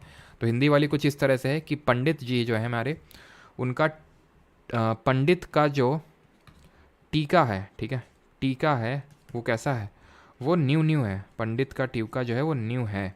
अब प से अगर हम बात करें तो क्या होगा, प्लेग। बहुत घातक बीमारी होती है ये, मतलब आप यकीन नहीं करेंगे कि करोड़ों लोग मरे हैं इससे। जैसे कि कोरोना वायरस है ना, उस उतना ही हुआ, फिर उससे ज़्यादा लोग मरे हैं ऐसे प्लेग से। डी से आपका होता है डिप्थीरिया, ठीक है, डिप्थीरिया भी डिस्कस करेंगे करके, ठीक है। ट से होता है आपका, ट से टाइफॉइड कर लो, ठीक है, टेटनस टाइफॉइड जो करना है कर लो, ठीक है। क से हो जाएगा आपका क्या, क से हो जाएगा पंडित का, ठीक है। का से आप कर लो काली खांसी, जिसको बोलते हैं वूपिंग कफ, काली खांसी, या फिर इंग्लिश में इसको बोलते हैं वूपिंग कफ, ठीक है। टी से हो जाएगा आपका यहाँ पे टेटनस, टेटनस हो जाएगा आपका, ठीक है। वहाँ पे मैं रेबीज़ पढ़ा था, ये टेटनस है। टेटनस में क्या होता है, टेटनस में अगेन वही, जैसे कि टेटनस में बैक्टीरिया होता है, ठीक है। और ये जो बैक्टीरिया होता है ये क्या करता है, ये आपके अगर अंदर चला गया तो अगेन आपके नर्वस सिस्टम को धीरे धीरे डैमेज करने लगता है, और आपको जैसे पानी से डर वाली जो चीज़ है वो यहाँ पे भी होती है, हाइड्रोफोबिया वाली, ठीक है। क्लॉस्ट्रीडियम टेटनी करके बैक्टीरिया होती है। बैक्टीरिया भी पढ़ेंगे, कौन कौन सा बैक्टीरिया किसके लिए रिस्पॉन्सिबल होता है, जहाँ पे नीड है वही पढ़ेंगे, ठीक है। जैसे प्लेग के लिए इंपॉर्टेंट है, टाइफाइड वाला, टेटनस वाला इंपॉर्टेंट है ये, ठीक है। का से है आपका क्या, का से है, का से काली खांसी तो हो गया। का से कुष्ठ रोग कर लो, कुष्ठ रोग जिसको इंग्लिश में लेप्रोसी बोलते हैं, कुष्ठ रोग, जो आपका स्किन को अफेक्ट कर देता है बहुत ज़ोर से। न्यू से आपका निमोनिया है, निमोनिया। और है से आपका हैजा, हैजा जिसको कि बोलते हैं क्या, कॉलरा बोलते हैं इंग्लिश में, ठीक। क्लियर इतनी चीज़ सर। अभी देखेंगे प्रोटोजोआ में वो चीज़ देखेंगे, ठीक है। चलो अभी देख लेते हैं कि भाई जो इंग्लिश में इसकी क्या ट्रिक वगैरह है, ठीक है। तो इंग्लिश में इस तरह से याद करो इसको कि टू, ठीक है, टू गोल गोल गोल, दो गोल गोल यानी टू गोल गोल पोटैटो चिप्स, दो गोल गोल पोटैटो, पोटैटो, पोटैटो, ओ यहाँ पे नहीं है, ओ दोनों साइलेंट है यहाँ पे, ठीक है। पोटैटो चिप्स, चिप्स, ठीक है।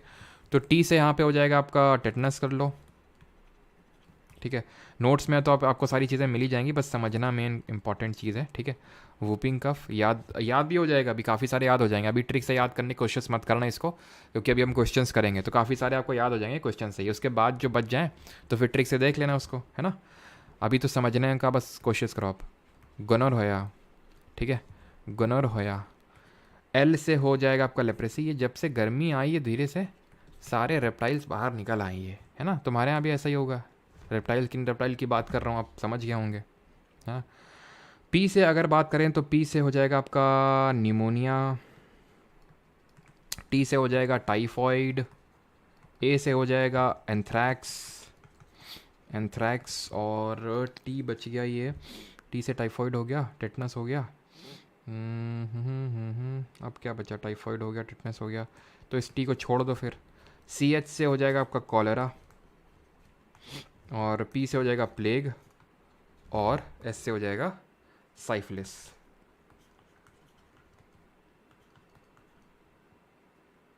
ठीक, अब एक एक करके थोड़ा सा डिजीज़ के बारे में देख लेते हैं, जैसे कि कौन सा किसके लिए क्या रिस्पॉन्सिबल है। जैसे प्लेग की बात करें, प्लेग तो इसकी वजह से जो डेथ होती है उसको ब्लैक डेथ के नाम से जानते हैं, ब्लैक डेथ के नाम से जानते हैं। ये होती क्यों है, जब जैसे हमारी जो मक्खियाँ वगैरह होती हैं, जो हाउस फ्लाई या फिर जो अदर फ्लाइज होती हैं, ये क्या करते हैं, ये इस डिज़ीज़ को ट्रांसमिट करती हैं, प्लेग को। अभी भी इस तरह से पूरी तरह से कोई इरेडिकेट नहीं हुआ है, अभी भी हो जाता है प्लेग काफ़ी लोगों को। इसमें जो आपका शरीर है वो पूरा काला पड़ जाता है प्लेग वाली डिज़ीज़ में। और जैसे मैंने आपको बताया 1897 से लेके रफली 1906 तक के बीच में इंडिया में 12 मिलियन डेथ हुई थी इसकी वजह से। 12 मिलियन का मतलब पता है आपको, 1,20,00,000। ओवरऑल पूरे वर्ल्ड में 15 मिलियन हुई थी, 12 मिलियन सिर्फ इंडिया में। ऐसा नहीं कि इंडिया में सबसे ज़्यादा इफेक्ट हुआ, इससे पहले 13वीं सेंचुरी में आधा यूरोप ख़त्म हो गया था प्लेग की वजह से, जिसको कि ब्यूबॉनिक प्लेग के नाम से भी जानते हैं, तो ये ब्लैक डेथ है। और ये इसने एक तरह से पैंडमिक हो गया। पैंडमिक, एंडेमिक और एपिडेमिक क्या होता है ये आखिरी में भी समझेंगे, क्या क्या होता है ये पैंडमिक, एपिडेमिक, एंडेमिक, क्या अंतर होता है इसमें, ठीक है। और प्लेग जो होता है वो एक आपका बैक्टीरिया होता है, इसका नाम पता होना चाहिए, यर्सीनिया, ठीक है, यर्सीनिया पेप्टिस, पेप्टिस, ठीक है। इसकी वजह से, इस बैक्टीरिया की वजह से ये प्लेग की बीमारी फैलती है, ठीक है। डिप्थीरिया और ये काली खांसी जो है, डिप्थीरिया और जो काली खांसी है जिसको कि वूपिंग कफ बोलते हैं, ठीक है, डिप्थीरिया और जो वूपिंग कफ होता है आपका, ये दोनों रेस्पिरेटरी ट्रैक्ट को अफेक्ट करते हैं। रेस्पिरेटरी ट्रैक्ट को मतलब समझते हैं ना, हम लोगों ने पिछले लेक्चर में पढ़ा था, यानी जो आपका ट्रैकिया है, जो ट्रैकिया वाला पार्ट है उसको अफेक्ट कर देंगे। आप खांसते रहेंगे, खांसते रहेंगे, खांसते रहेंगे, बहुत समय तक आप खांसते रहेंगे। वो होता है डिप्थीरिया और काली खांसी यानी वूपिंग कफ में। ये टाइफॉइड जो होता है सैल्मोनेला टाइफाई इसके लिए रिस्पॉन्सिबल होता है, ठीक है। सैल्मोनेला टाइफाई इसके लिए रिस्पॉन्सिबल होता है, इस पर्टिकुलर इसके लिए, ठीक है। और अब बात कर लेते हैं कि इसकी टेटनस की। तो टेटनस भी आपका वही होता है और ये इसके आपके इंजेक्शंस लगते हैं, जैसे पोलियो में नहीं, पोलियो की ड्रॉप पिलाई जाती हैं सो दैट ना हो, ऐसी टेटनस का भी लगता है बचपन में, लेकिन वो ऐसा नहीं कि लाइफ लॉन्ग रहता है। ये एडवाइस किया जाता है कि टेटनस का आप इंजेक्शन जो है, बूस्टर डोज आते हैं इसके, टेटनस के आते हैं और आई थिंक डिप्थीरिया का आता है और एक और डिजीज़ होती है, उन तीनों को एक साथ लगता है, बूस्टर डोज लगता है हर 10 साल में, उसको बोलते हैं लगवाते रहना चाहिए, उससे टेटनस नहीं होता। जैसे टेटनस अगर हो गया ना तो इतनी डेडली डिजीज़ होती हैं सारी टेटनस वगैरह, हालत ख़राब कर देंगी और आपका मतलब डेथ तक हो सकती है इसकी वजह से। जैसे जैसे मान लो कि आप ये जो बैक्टीरिया होता है जिसकी वजह से होता है ये, ठीक है, क्लॉस्ट्रीडियम टेटनी होता है, ठीक है, क्लॉस्ट्रीडियम टेटनी होता है इसका जो बैक्टीरिया होता है। अगर ये अंदर चला गया, जैसे तुम मान लो काम कर रहे हो तुम, ठीक है, तुम्हारा मन है कि आज खेती करते हैं चलो चल के, तो उस सॉइल में बहुत प्रेजेंट होता है। अगर कहीं भी तुम्हारा कटा फटा है कुछ हाथ वगैरह, तो वहाँ से घुस जाएंगे और तुमको फिर जो है ऐसी तैसी कर देंगे तुम्हारी, तो बहुत ध्यान रखना होता है। तो बूस्टर डोज लगवाते रहना चाहिए। अब तुम बोलोगे कि सर आपने लगवाया कि नहीं लगवाया, इतना ज्ञान दे रहे हो, तो हमने भी नहीं लगवाया है लेकिन अब लगवा लेंगे, ठीक है। कुष्ठ रोग की अगर बात करें तो इसको बोलते हैं लेप्रेसी। ये आपका कुष्ठ रोग स्किन को अफेक्ट कर देता है, ठीक है। किसको अफेक्ट करता है? लेप्रेसी स्किन को अफेक्ट करता है, ठीक है। और इसको ध्यान रखना, लेप्रेसी को हैंसन डिजीज़ के नाम से भी जाना जाता है। जो कुष्ठ रोग होता है, लेप्रेसी होता है, इसको हम हैंसन्स डिजीज़ के नाम से जानते हैं, हैंसन्स डिजीज़ के नाम से जानते हैं। और जो अब एक और क्या था, कॉलरा था ना, कॉलरा था, हैजा जिसको बोल रहे हैं, ठीक है। तो जो आपका कॉलरा होता है, विब्रियो कॉलरे करके बैक्टीरिया होता है, उसकी वजह से होता है ये विब्रियो कॉलरे। और मोस्टली एक वाटर बॉर्न डिजीज़ है। वाटर बॉर्न डिजीज़ का मतलब है कि जो वाटर से फैल रही है, इसलिए इसको बोल रहे हैं वाटर बॉर्न डिजीज़। वैसे फूड वगैरह से भी फैल जाती है, लेकिन वाटर इसका मेन एक ट्रांसमिशन का एक ज़रिया है, वाटर बॉर्न डिजीज़ है। एंड कॉलरा को हम ब्लू डेथ के नाम से भी जानते हैं, बिकॉज इसमें जो बॉडी है वो ब्लू पड़ जाती है, नीली पड़ जाती है, इसको हम इसीलिए ब्लू डेथ के नाम से भी जानते हैं, ठीक है। और कौन सी डिजीज़ थी यहाँ पे, और कोई तो नहीं छूट रही है?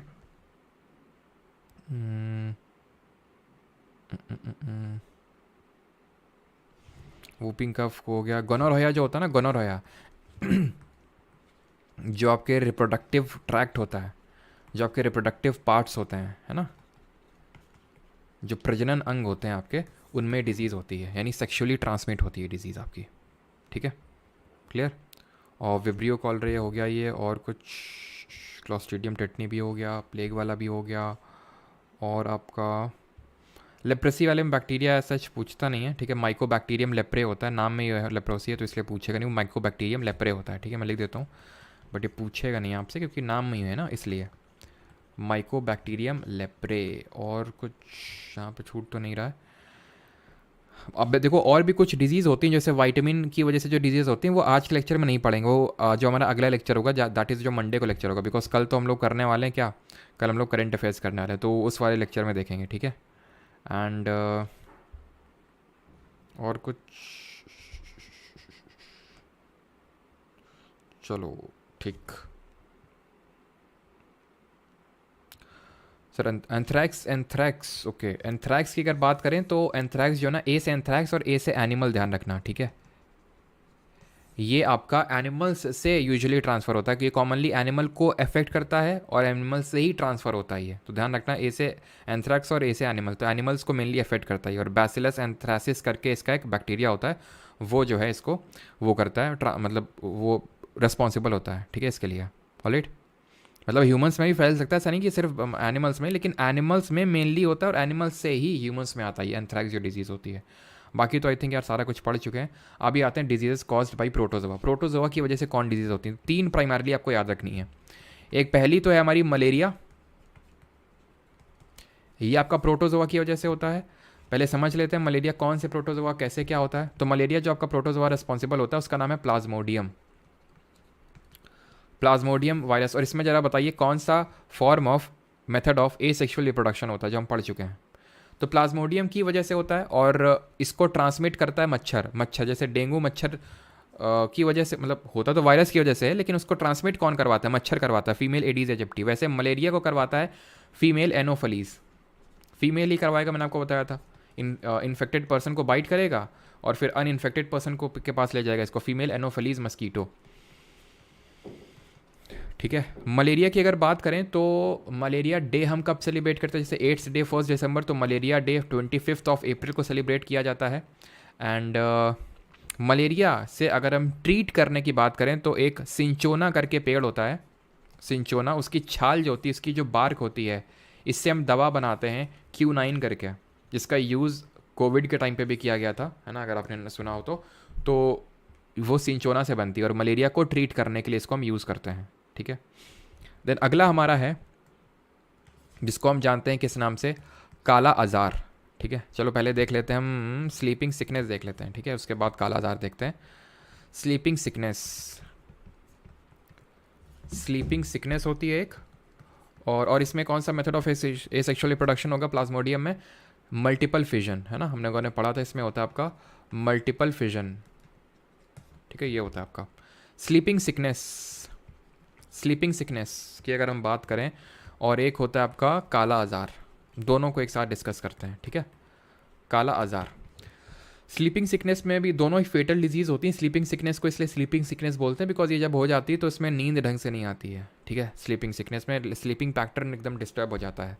जो मेलाटोनिन, कौन सा हमारा ग्लैंड है जो मेलाटोनिन हार्मोन को रिलीज़ करता है, वो ढंग से रिलीज़ नहीं होता है। तो स्लीपिंग सिकनेस की अगर बात करें तो इसमें जो प्रोटोजोआ होता है एक, वो रिस्पॉन्सिबल होता है और उसका नाम है ट्रिपैनोसोमा। ट्रिपैनोसोमा इसके लिए रिस्पॉन्सिबल है। और इसमें फ्लाई होता है जो इसको कैरी करके ले जाता है, उस फ्लाई का नाम होता है से फ्लाइज, इसको कैरी करते हैं। काला आजार के लिए जो प्रोटोजोआ रिस्पॉन्सिबल होता है दैट इज लेशमैनिया। और जरा बताइए लेशमैनिया में कौन सा mode of A sexual reproduction हो रहा था? और इसको जो कैरी करके ले जाते हैं उसको बोलते हैं सैंड फ्लाई, हिंदी में जिसको बोलते हैं बालू मक्खी। अब इसकी अगर बात करें तो कंफ्यूज हो जाएंगे आपकी, ये तो चलो याद हो गया होगा, इतने दिन से हम लोग कर रहे हैं इसको, बट इसमें थोड़ा सा कन्फ्यूजन होगा, तो इस तरह से याद करो। स्लीपिंग मतलब सोने की बात हो रही है, सो जा, सो मा साउंड लाइक सो जा, ठीक है। जब हम सुलाते हैं छोटे बच्चों को ऐसे करके सुलाते हैं ना, ऐसे करके कुछ, तो ऐसे याद कर लो से फ्लाइज हैं, ठीक है। और दूसरा वाला अपना कालाजार का हो जाएगा। कालाजार भी आप ये मान के चलिए कि पूरे ऑल ओवर द वर्ल्ड में जितने भी कालाजार के केसेस होते हैं उसमें से आई थिंक 40% इंडिया में ही होते हैं, और उसमें भी 70 to 80% बिहार में होते हैं। कालाजार में क्या होता है? कालाजार में इस तरह से काली बॉडी पड़ जाती है आपकी, और ये जो स्प्लीन है या फिर जो आपका पेट है वो बहुत एनलार्ज हो जाता है, वो बहुत ज़्यादा फूल जाता है। स्प्लीन, लिवर, ये सारे जो है आपके ग्लैंड्स ये फूल जाते हैं। नाइट स्वेट्स यानी कि एकदम से पसीना हो जाता है रात के टाइम पे, ब्लीडिंग होती है और स्किन ब्लैक पड़ जाती है, इसीलिए इसको काला आजार बोलते हैं, ठीक है।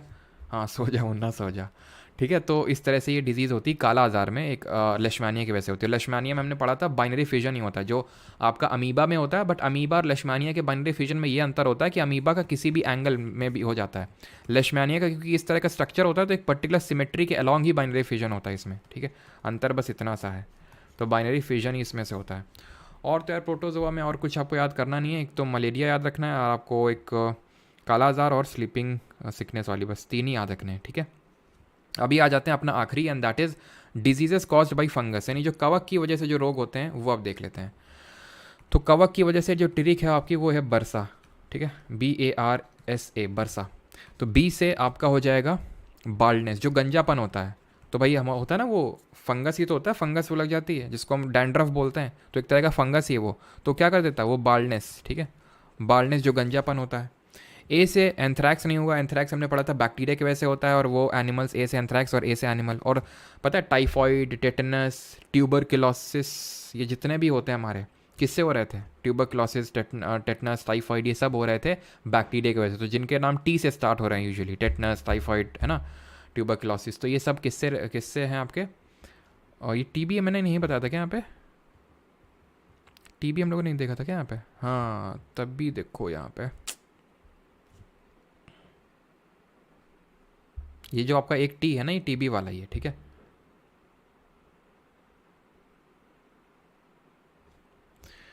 एक सेकेंड, ये जो टी है आपका टीबी वाला ही, मैं वही मुझसे जो टीबी छूट रहा है, ये आपका ट्यूबरक्लोसिस वाला, ठीक है। ट्यूबरक्लोसिस, टीबी जिसको बोलते हैं, ये किस पार्ट को अफेक्ट करता है? ये आपके लंग्स को अफेक्ट करता है। ऐसा नहीं कि सिर्फ करेगा लंग्स को, और को भी कर सकता है, किडनी को भी कर सकता है, ब्रेन को भी कर सकता है, बट यूजुअली किसको करता है? ये लंग्स को अफेक्ट करता है ये, ठीक है। अटैक करता है लंग्स को। और कौन सा बैक्टीरिया होता है? माइको बैक्टीरियम ट्यूबरक्लोसिस, ठीक है। ट्यूबरक्लोसिस ये होता है। ट्यूबरक्लोसिस भी एक्यूट भी होता है, क्रॉनिक भी होता है। किसी किसी का सही हो जाता है, किसी किसी का काफ़ी लंबे समय तक चलता है। लंग्स की एक और डिजीज़ होती है, तुम्हें पता है?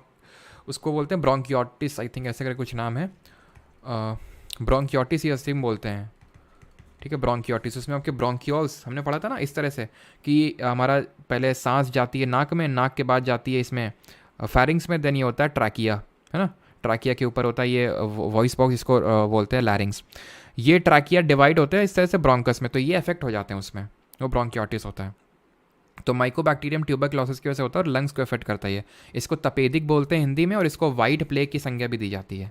इसको वाइट प्लेग भी बोल देते हैं कभी कभी, ठीक है।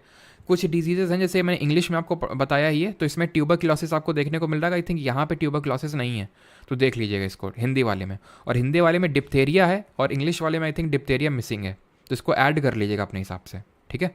बस दो यही है, बस एक एक एड ऑन करने हैं दोनों में। अभी आ जाते हैं इस पे फंगस पे।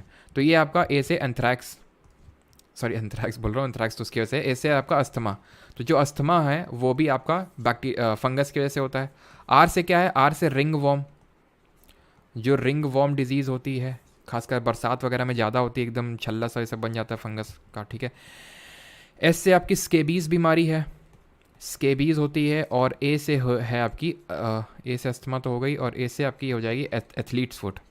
एथलीट्स जो बहुत ज़्यादा भागते हैं ना, जो जूता पहन के रखते हैं, तो क्या हो जाता है उनके, आपने देखा होगा, आपने भी इस चीज़ को ऑब्जर्व किया होगा, जब, ठीक है, सीपीओ वाले जो स्टूडेंट हैं उनको थोड़ा ज़्यादा होता है, एंड दैट इज़ कि जब आप बहुत ज़्यादा टाइम तक जूते पहन के दौड़ते हैं तो आपके उंगलियों के बीच में इस तरह से मतलब वो नहीं थोड़ा सा ऐसे गोला गोला सा बन जाता है, तो वो एथलीट फुट डिजीज़ होती है, ठीक है। और जो स्केबीज़ होती है ये आपकी स्किन में होती है, मतलब स्किन में खुजली मचने लगती है इसमें, ठीक है, इस पर्टिकुलर स्केबीज़ में, ऑलराइट।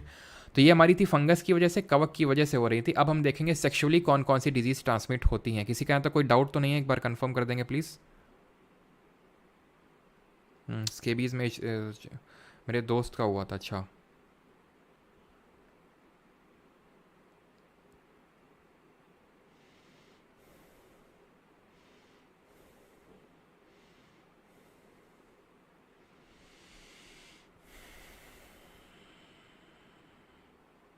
विडाल टेस्ट कोमल होता है टाइफॉइड के लिए, ठीक है, टाइफॉइड के लिए होता है। चलो यहाँ पे मैं टेस्ट ही बता देता हूँ, वैसे तो अभी हम करेंगे क्वेश्चंस में भी। जैसे मलेरिया के लिए होता है आपका वाईवैक्स टेस्ट, मलेरिया के लिए होता है वाईवैक्स टेस्ट होता है, ठीक है, वाईवैक्स टेस्ट होता है। और टाइफॉइड कहाँ गया हमारा? टाइफॉइड तुम कहाँ हो? टाइफॉइड के लिए यहाँ पे मैं लिख देता हूँ, ठीक है। टाइफॉइड के लिए होता है विडाल टेस्ट। और एड्स का तो मैंने बता दिया, एलिसा टेस्ट। इसके लिए होता है विडाल टेस्ट, है ना, विडाल टेस्ट होता है। एंड मलेरिया के लिए बता दिया मैंने, वाईवैक्स टेस्ट होता है।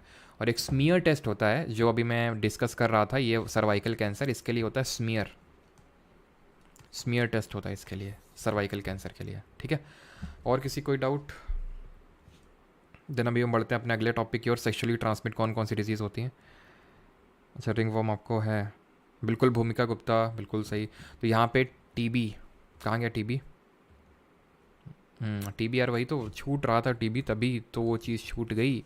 जो ट्यूबरक्लोसिस होती है इसके लिए एक वैक्सीन होती है जिसको बोलते हैं BCG वैक्सीन। इसका फुल फॉर्म इंपॉर्टेंट हो जाता है, और वो फुल फॉर्म होता है बैसिलस कैलमेटे एंड ग्यूरिन इसका फुल फॉर्म होता है, ठीक है। Bacillus Calmette Guérin. टीबी के लिए ये एक वैक्सीन होती है जिसको बोलते हैं BCG वैक्सीन।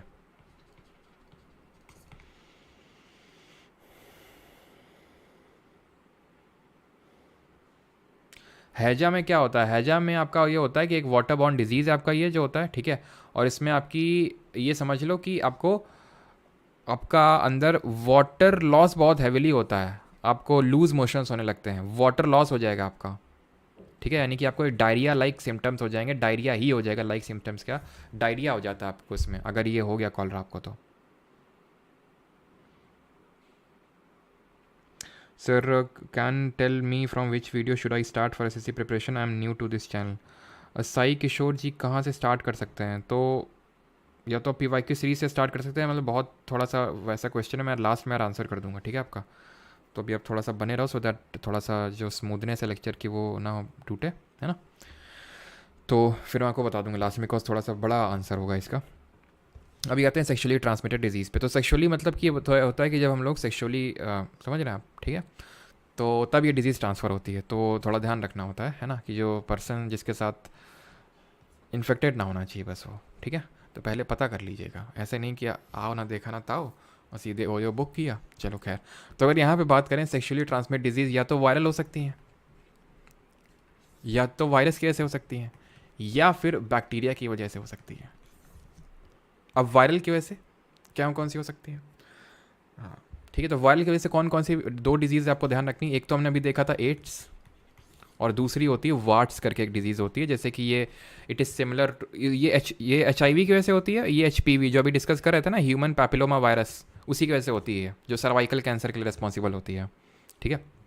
मतलब स्किन में ऐसे रैशेस से पड़ जाते हैं बहुत भयंकर तरह से, वार्ट्स में वार्ट लग जाती है पूरी तरीके से। बैक्टीरिया की अगर बात करें तो बैक्टीरिया में भी देखें तो गोनोरहोया जो रेस्पिरेटरी ट्रैक्ट को अफेक्ट करता है, सॉरी रेस्पिरेटरी ट्रैक्ट बोल रहा हूँ, जो आपके रिप्रोडक्टिव पार्ट्स होते हैं उनको अफेक्ट करता है। और एक होती है बीमारी साइफिलिस, ठीक है, साइफिलिस, ये भी बैक्टीरिया की वजह से होती है। दोनों आपकी सेक्सुअली ट्रांसमिट होती हैं। अब आ जाते हैं कुछ वो डिसऑर्डर्स पढ़ते हैं जो आपके जेनेटिक इन नेचर होते हैं। जेनेटिक मतलब जेनेटिक डिसऑर्डर्स वो डिसऑर्डर्स होते हैं जो आपके मम्मी पापा से आप पे ट्रांसफ़र होते हैं, जेनेटिक डिसऑर्डर्स बोलते हैं उनको, जेनेटिक डिसऑर्डर्स। अब जेनेटिक में आपका क्या क्या आते हैं भाई? जेनेटिक डिसऑर्डर इस वजह से होते हैं क्योंकि जीन मैल फंक्शनिंग हो जाती है, जीन मैल फंक्शनिंग हो जाती है। अब तुम्हें अगर याद हो तो मैंने आपको ये बताया था कि कितने क्रोमोसोम होते हैं हमारी बॉडी में? 46, 23 पेयर्स होते हैं, इसमें से 22 ऑटोसोमल होते हैं और एक सेक्स पेयर होता है। सेक्स पेयर में आपका XX फीमेल में होता है और XY मेल में होता है। तो अगर इनमें कुछ गड़बड़ी हो जाए, क्योंकि क्रोमोसोम के अंदर DNA है, DNA में आपका जीन है, जीन भाई सेल है, सेल के अंदर न्यूक्लियस है, न्यूक्लियस के अंदर क्रोमोसोम है, क्रोमोसोम के अंदर DNA है, DNA के अंदर जीन है। तो अगर उनमें मेल फंक्शनिंग हो जाए तो जीन में या तो क्रोमोसोम में, किसी में क्रोमोसोम कम आया, एक ज़्यादा आ गया क्रोमोसोम, तो उसको बोलते हैं जेनेटिक डिसऑर्डर, जो एक जनरेशन से दूसरी जनरेशन में ट्रांसफ़र होते हैं। क्लियर थी चीज़? अब जैसे कि आपने सुना होगा कलर ब्लाइंडनेस, है ना। कलर ब्लाइंडनेस अगर आपको है तो मतलब ये कि आप बहुत चांसेस है कि आपके मम्मी पापा या फिर हो सकता है दादा दादी या नाना नानी के तो होगा ही होगा कलर ब्लाइंडनेस। कलर ब्लाइंडनेस का मतलब ये है कि आप कलर्स पहचान नहीं पाते हैं। जैसे कि आप में से अगर किसी ने किसी डिफेंस या फिर किसी CAPF के लिए प्रिपेयर किया हो, और अगर आपने फिजिकल एंड मेडिकल दिया हो, मेडिकल जब देते हैं तो उसमें एक बुक आती है ना, बुक दिखाते हैं, उसमें आपको बीच में इस तरह से नंबर लिखे रहते हैं, बहुत सारे कलर्स होंगे, कलर्स में ही नंबर लिखे होते हैं। आप में से हो सकता है पता होगा, नहीं पता अगर आपने कभी नहीं एक्सपीरियंस किया है तो आप सर्च करिए गूगल में। वैसे तो मुझे लगाना चाहिए था इसको, लेकिन खैर कोई नहीं, सॉरी फॉर दैट। तो कलर ब्लाइंडनेस, या फिर आप देखिएगा कलर ब्लाइंडनेस बुक, अगर आप सर्च करेंगे तो उसमें आई होप दिख जाएगा। तो उसमें अगर आप पहचान पा रहे हैं तो आप कलर ब्लाइंड नहीं हैं, और अगर आप नहीं पहचान पा रहे हैं उस बुक में नंबर्स को तो आप कलर ब्लाइंड हैं, इसका मतलब, ठीक है। तो डिफेंस और CAPF में बिल्कुल अलाउ नहीं होता है कलर ब्लाइंडनेस, ठीक है। तो ये होता है कलर ब्लाइंडनेस। और आपका एक होता है डाउन सिंड्रोम, डाउन सिंड्रोम होता है आपका एक, ठीक है। एक आपका थैलेसीमिया होता है। थैलेसीमिया में क्या होता है? ये ब्लड को अफेक्ट करता है, आपका ब्लड को अफेक्ट करता है। ऐसे ही सिकल सेल अनीमिया होता है, ये भी ब्लड को अफेक्ट करता है, सिकल सेल अनीमिया, है ना। और अनीमिया, क्वाशरकर, मेरास्मस, विटामिन्स की ऐसे डिजीज़, ये मंडे को देखेंगे, जो मंडे वाला लेक्चर होगा, ठीक है। कल तो हम लोग देखेंगे करंट अफेयर्स, है ना। सिकल सेल अनीमिया हो गया आपका, कलर ब्लाइंडनेस तो हो गया, टर्नर्स सिंड्रोम हो गया आपका, ठीक है।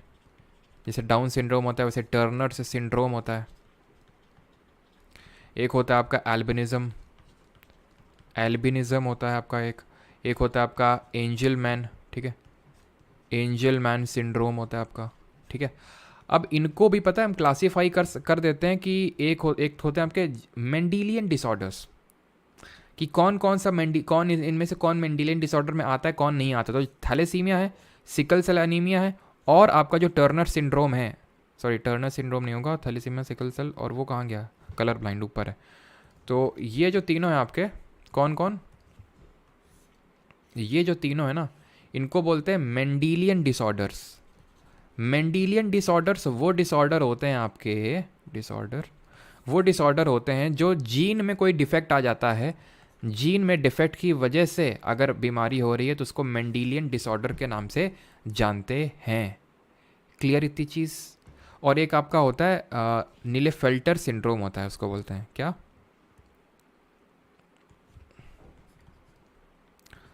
आई होप स्पेलिंग में सही लिख रहा हूँ, लिनेफेल्टर सिंड्रोम, फेल्टर सिंड्रोम, ठीक है। तो ये क्या होता है इस पर्टिकुलर डिजीज़ में, ये भी आपका जेनेटिकल डिसऑर्डर ही है। इसमें जब आपका एक, ये सिर्फ मेल्स को ही होती है, सिर्फ मेल्स को ही इफेक्ट करती है।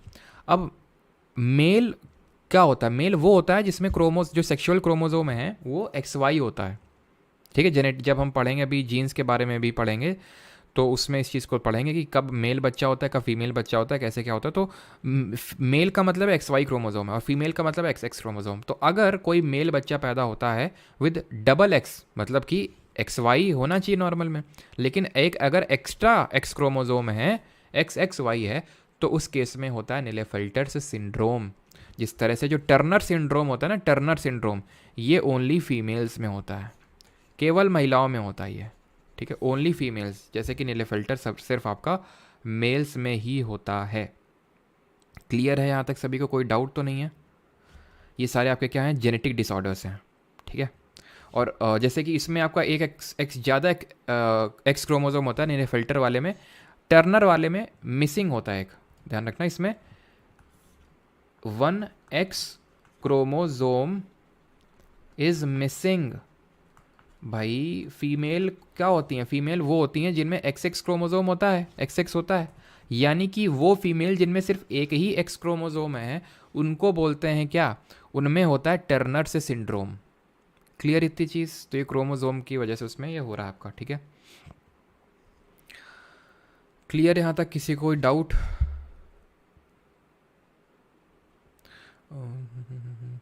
अभी देख रहे हैं उसको भी, जो एंडेमिक पैंडेमिक और ये एपिडेमिक क्या होता है, उस पर भी आ रहे हैं, ठीक है।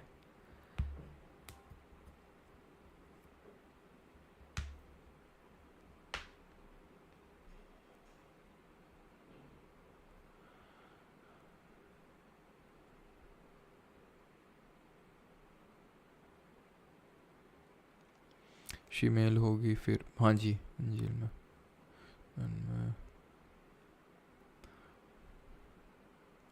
क्या पूछ रहे हैं, एक सेकेंड।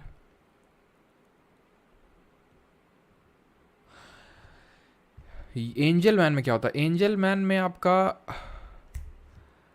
मतलब इसमें ये छोटे बच्चों में यूजुअली देखने को मिलता है एंजल मैन। जब बच्चे पैदा होते हैं ना, तो उनमें क्या होता है कि ढंग से बोल नहीं पाते हैं, ढंग से चल नहीं पाते हैं, ठीक है। और मतलब आपने देखा होगा ना वो बच्चे, जैसे देखा होगा आपने, जैसे छोटे बच्चे होते हैं हंसते रहते हैं, ठीक है, बहुत ज़्यादा हंसते हैं, है ना। देखा होगा ना आपने, टीवी वगैरह में देखा हो सकता है, आपने आसपास भी देखा हो कि मतलब उनको बोल नहीं पाते हैं, बोलने में दिक्कत होती है और हंसते रहते हैं, तो वो होता है angel man syndrome. Usually babies में देखने को मिलता है, फिर वो बड़े तक रहता है ना, आपने देखा होगा, हंसते रहते हैं, तो वो होता है।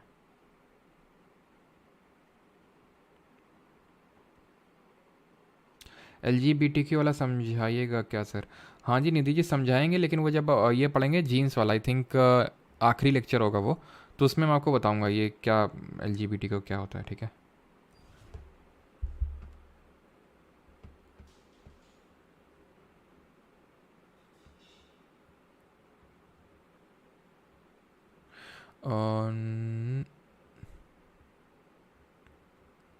जो निमोनिया होता है, निमोनिया आपका पूछ रहे हैं किसको इफेक्ट करता है, ये लंग्स को मेनली इफेक्ट करता है निमोनिया। जैसे जो आपका टीबी होता है, ब्रोंकियोटिस होता है, उसी तरह निमोनिया भी होता है, ये आपके लंग्स को इफेक्ट करता है, लंग्स को इफेक्ट करता है ये, ठीक है।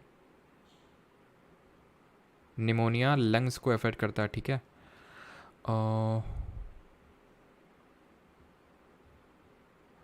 जॉन्डिस, जॉन्डिस आपका वायरल डिजीज़ होता है, ठीक है। जॉन्डिस आपका यहाँ पे ना हो तो लिख लो,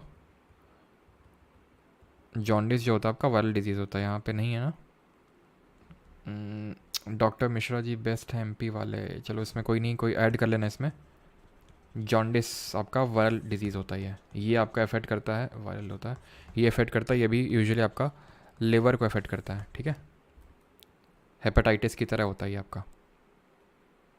चलिए अभी आखिरी टॉपिक की ओर बढ़ते हैं, सीपीयू के लिए बताएंगे। ये क्लास आएगी आपकी, ठीक है, ये आपकी क्लास आएगी संडे के दिन, ठीक है। अब आ जाते हैं अपने आखिरी टॉपिक पे, पैंडमिक, एपिडेमिक और एंडेमिक में क्या डिफरेंस होता है। तो देखिए एंडेमिक क्या है कि कोई बीमारी एक पर्टिकुलर रीजन में है और वो वहीं पे है सालों से, और ये भी यही चांसेस है कि वो वहीं पे रहेगी। जैसे काफ़ी सारे हमारे अफ्रीकन, जो अफ्रीका है कॉन्टिनेंट, उसमें कई सारे कंट्रीज़ हैं, वहाँ पे जैसे मलेरिया, वो मलेरिया से प्रोन है, ग्रसित है, मलेरिया वहीं पे एकदम कंसनट्रेटेड है, ऐसा नहीं कि और कहीं नहीं है। लेकिन अगर हम बात करें मेन अफेक्टेड रीजन वो वही है, उसको बोलते हैं एंडेमिक। एपिडेमिक वो होता है, वो डिजीज़ होती है जो फैली है, मान लो एक देश में, दूसरे देश में, मान लो कि जैसे एक कॉन्टिनेंट में मान सकते हैं, जैसे फॉर एग्जांपल इंडिया में है, चाइना में है, नेपाल में, भूटान में, ठीक है, एपिडेमिक है। लेकिन अगर वो पूरे वर्ल्ड में फैल जाए, वर्ल्ड में फैल जाए तो उसको पैंडेमिक बोलेंगे। यानी कि इसमें बेसिस ऑफ डिवीजन क्या है, सेवेरिटी नहीं डिजीज़ की बोलेंगे, basis of classification, basis of classification है उसका स्प्रेड, उसका स्प्रेड है। अगर स्प्रेड पूरे वर्ल्ड में हो गया पैंडेमिक, सिर्फ एक दो दो तीन कंट्रीज तक सीमित है एपिडेमिक, सिर्फ एक रीजन तक सीमित है और बढ़ नहीं रहा है उससे आगे ज़्यादा, बहुत ज़्यादा कि इधर फैल रहा उधर फैल रहा ना, एंडेमिक बोलते हैं उसको। समझ आ गया आपको, ठीक है। अगर कुछ क्वेश्चन बनेगा तो आप आंसर कर ले जाएंगे। अब करते हैं क्वेश्चन इस पर्टिकुलर टॉपिक पे। अब आपको आएगा मज़ा, क्योंकि अब हम आप देखेंगे कि जो हम लोगों ने अभी पढ़ा क्या वो हम इम्प्लीमेंट कर पा रहे हैं फिर नहीं कर पा रहे हैं, ठीक है।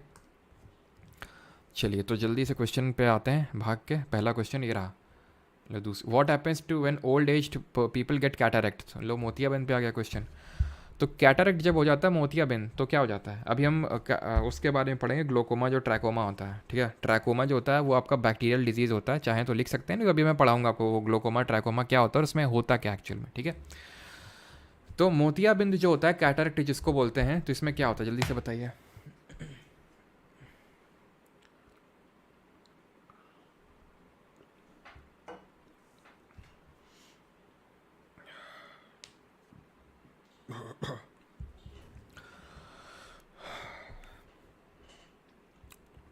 और एक चीज़ ध्यान रखना कि जो प्लेग होती है उसको ब्लैक डेथ बोलते हैं, और जो काला जार होती है उसको ब्लैक फीवर बोल देते हैं, फिर ब्लैक डिजीज़ बोल देते हैं, ठीक है। तो कैटरैक्ट में क्या होता है, मोतियाबिंद में, मोतियाबिंद में धुंधला धुंधला दिखता है, क्योंकि लेंस में जो है, लेंस क्या है, एक हमारी विंडो है, विंडो मतलब खिड़की है जिससे हम पूरे संसार को देखते हैं, आप ऐसे समझ सकते हो। तो वो धुंधला हो गया, मिल्की हो गया, क्लाउडी हो गया। भाई क्लियर देख सकते हैं आप, सिमिलर और कंट्रास्टिंग ऑप्शन हैं, निट्टो लगा सकते हैं आप इसमें। और भाई क्लियर शाइनी है तो भाई क्लियर ही दिखेगा फिर, है ना। होता क्या है कि एक्चुअल में लेंस में एक प्रोटीन होता है, वो थोड़ा सा थक के जम जाते हैं उस प्रोटीन के, आराम से हट जाता है। कैटरैक्ट इज़ क्योरेबल, आराम से क्योरेबल है मोतियाबिंद। लेकिन अभी जो हम डिजीज़ पढ़ेंगे ग्लोकोमा ट्रैकोमा, वो क्योरेबल नहीं है। फिजिक्स में हमने अगला क्वेश्चन करो। फिजिक्स में हमने दो डिजीज़ पढ़ी थी, अगर आपको याद हो, दो तीन, मायोपिया, हाइपरमेट्रोपिया और प्रेस बायोपिया। वो भी आपके मतलब ना के बराबर क्योरेबल है। जैसे फॉर एग्जांपल जिनको मायोपिया है, जिनको पास का दिखता है, दूर का नहीं दिखता है, अब अगर आपकी आँख की रोशनी गई तो वो गई, अनुलोम विलोम से बाबा रामदेव 2 दिन में ठीक कर देते होंगे लेकिन इतनी जल्दी भाई साइंस तो ये बोलती है कि अभी तक उतना क्योरेबल नहीं, रिवर्सेबल नहीं है, हो गया सो हो गया। थोड़ा बहुत हो सकता है, लेकिन पूरी तरह से छू मंतर हो जाए लौकी का जूस पीने से और 2 दिन में, तो वो गलत बात है। बिल्कुल अनुलोम विलोम आप करते हैं, डीप ब्रीथ करते हैं, हेल्प होती है, प्रिवेंट भी होता है, धीरे धीरे हो सकता है थोड़ा रिवर्स भी होता हो, लेकिन ये बोल देना 1-2 दिन में ठीक हो जाता है तो वो आई थिंक, क्योंकि मैं अभी पहले बिलीव करता था, लेकिन फिर मैंने काफ़ी दिन किया, क्योंकि मुझे अभी थोड़ा सा प्रॉब्लम है कि पहले मुझे नहीं था, लेकिन धीरे धीरे लैपटॉप में काम करने की वजह से, कंप्यूटर की वजह से काफ़ी मतलब ये हो गया मुझे कि भाई पास का दिखता है, बहुत दूर का नहीं दिखता है, ठीक है। पहले तो मुझे नहीं था, लेकिन अभी कुछ पिछले कुछ सालों से वो हो गया। तो मैंने भी काफ़ी कोशिश की, लेकिन एज सच कोई बहुत ज़्यादा वो मिला नहीं है। हाँ, वो हो सकता है कि जो मैं करता हूँ अनुलोम विलोम में फिर डीप ब्रीथ करता हूँ, तो उसकी वजह से बहुत ज़्यादा हो सकता है कि ज़्यादा हो जाता उसकी वजह से, अगर मैं वो ना करता। लेकिन ये बोलना कि 2 दिन में छू मंतर हो जाता है वो तो गलत है। ठीक है, 2 दिन में तो कोविड भी ख़त्म कर रहे थे भाई साहब, मतलब तुरंत ले कोविड हुआ नहीं कि तुरंत पैसा छापने के लिए तुरंत वो भी ले आए, है ना? क्या लाए थे भाई साहब? कोवी करके कुछ लाया था ना, कोवी करके कुछ नाम रखा था उसका। Which of the following test is use to confirm the presence of typhoid fever? तो टाइफाइड फीवर के लिए विडाल टेस्ट होता है, वाईवैक्स होता है मलेरिया के लिए, सीआरपी होता है, ब्लड में सीआरपी होता है, हाँ प्रोटीन होता है, उसके टेस्ट के लिए होता है। स्मीयर एग्जामिनेशन मैंने बताया था, ये जो सर्वाइकल कैंसर होता है ना उसके लिए होता है ये। Question number 3, AMR causes when bacteria, viruses, fungi and parasites change over time and no longer respond to medicines over infections harder to treat and increasing the risk of disease spread, severe illness and death. What is full form of AMR law? Sir laser therapy से ठीक नहीं होता है, मुझे पता नहीं है इसके बारे में। आई थिंक होता है जितना मुझे पता है।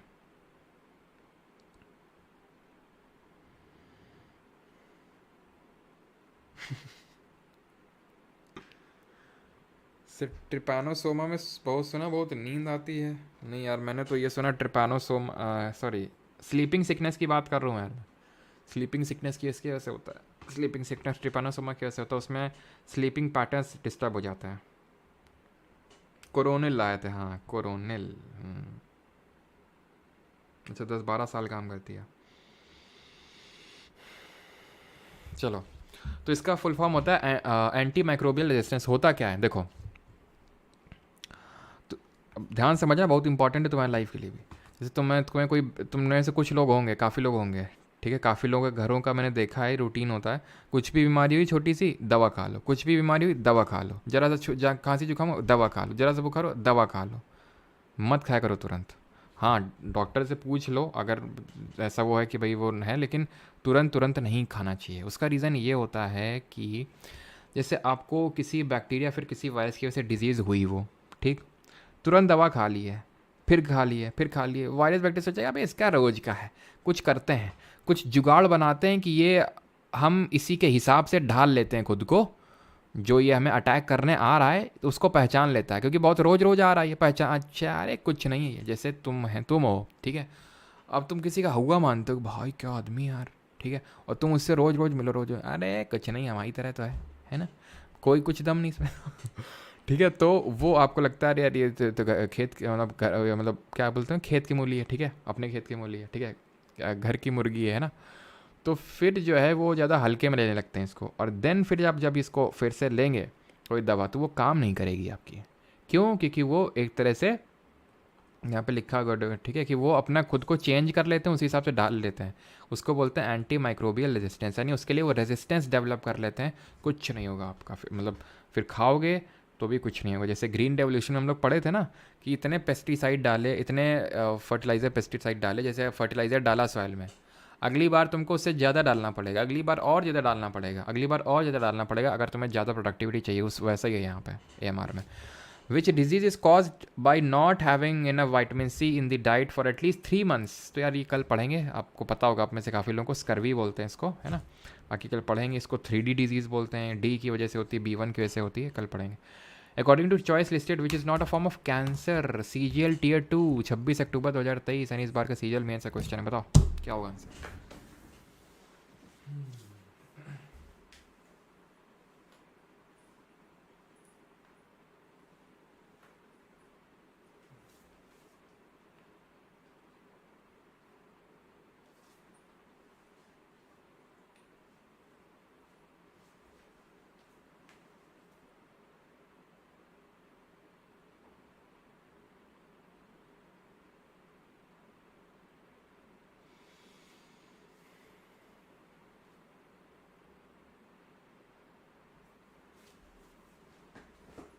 चलिए, तो सही आंसर यहाँ पे क्या होगा? सही आंसर होगा ग्लोकोमा। ग्लोकोमा जो डिजीज़ होती है, ग्लोकोमा और ट्रैकोमा, इसमें होता ये है कि मैंने आपको समझाया भी था वहाँ पे जब आई के बारे में पढ़ रहे थे, कि यहाँ पे होती है आपकी ऑप्टिक नर्व्स, और यहाँ पे होता है आपका आई का फ्लूइड। तो जब आई का फ्लूइड का प्रेशर बहुत ज़्यादा बढ़ जाता है तो ये ऑप्टिक नर्व्स पे प्रेशर को अप्लाई करता है, और ऑप्टिक नर्व्स हमारी डैमेज हो जाती हैं, and these optic nerves send electrical signals to the brain.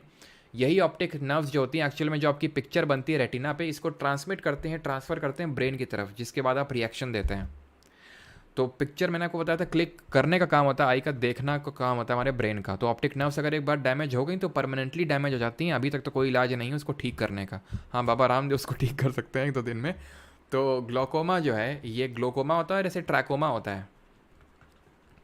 अंतर दोनों में ये होता है, सेम होती हैं दोनों की, ऑप्टिक नर्व्स डैमेज हो जाती हैं दोनों में। ये होता है कि बैक्टीरियल होता है, और ये होता है या तो जेनेटिक होगा। अगर आपको ग्लोकोमा है तो बहुत ज़्यादा चांसेस है कि जेनेटिक आपके मम्मी पापा को भी किसी को है इसमें ये, ठीक है। फ्लूइड का प्रेशर इसलिए बढ़ जाता है क्योंकि वो आई का एक संरचना, यानी वो उस तरह से बनी ही हुई है कि उसको, उसमें फ्लूइड जो बाहर निकलना चाहिए थोड़ा थोड़ा, यहाँ से जो यहाँ पे निकलना चाहिए, इस तरह से स्ट्रक्चर होता है कि थोड़ा फ्लूइड बाहर निकलता है, वो निकल नहीं पाता है।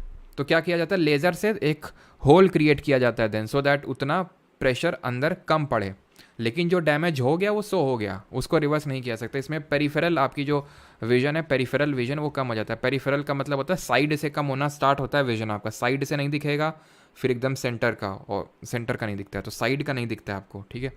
पेरिफेरल विजन सबसे पहले, ठीक है। और इसमें हेजीनेस दिखने लगती है, जैसे आप सन को देखेंगे, कोई लाइट सोर्स को देखेंगे, जैसे बल्ब को देखेंगे ना, तो उसके अराउंड रेनबोस आपको दिखेगा इस तरह से, ठीक है।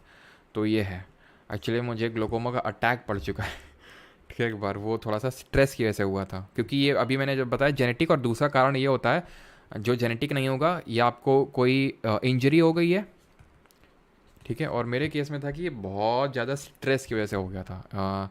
ये पिछले साल सर्दी में हुआ था मेरे को ठीक है, मतलब बहुत ज़्यादा हो गया था, तब पता चला था कि भाई इस तरह से होता है। पहले मुझे लगा जेनेटिक है, फिर घर में तो किसी को ऐसा कुछ प्रॉब्लम थी नहीं, देन पता चला कि वो स्ट्रेस की वजह से था, बहुत ज़्यादा आई में प्रेशर, क्योंकि प्रेशर चेक होता है उसके लिए टोनो, कोई क्या होता है उसको, टोनोपैथी बोलते हैं, कुछ टोनोग्राफी करके ऐसा कुछ होता है, यार क्या नाम याद नहीं आ रहा, टोनो करके होता है वो, ठीक है। तो उससे आई का प्रेशर, फ्लूइड का प्रेशर अंदर वो किया जाता है कि कितना प्रेशर है, तो उससे पता चल जाता है। तो प्रेशर काफ़ी बढ़ा हुआ था।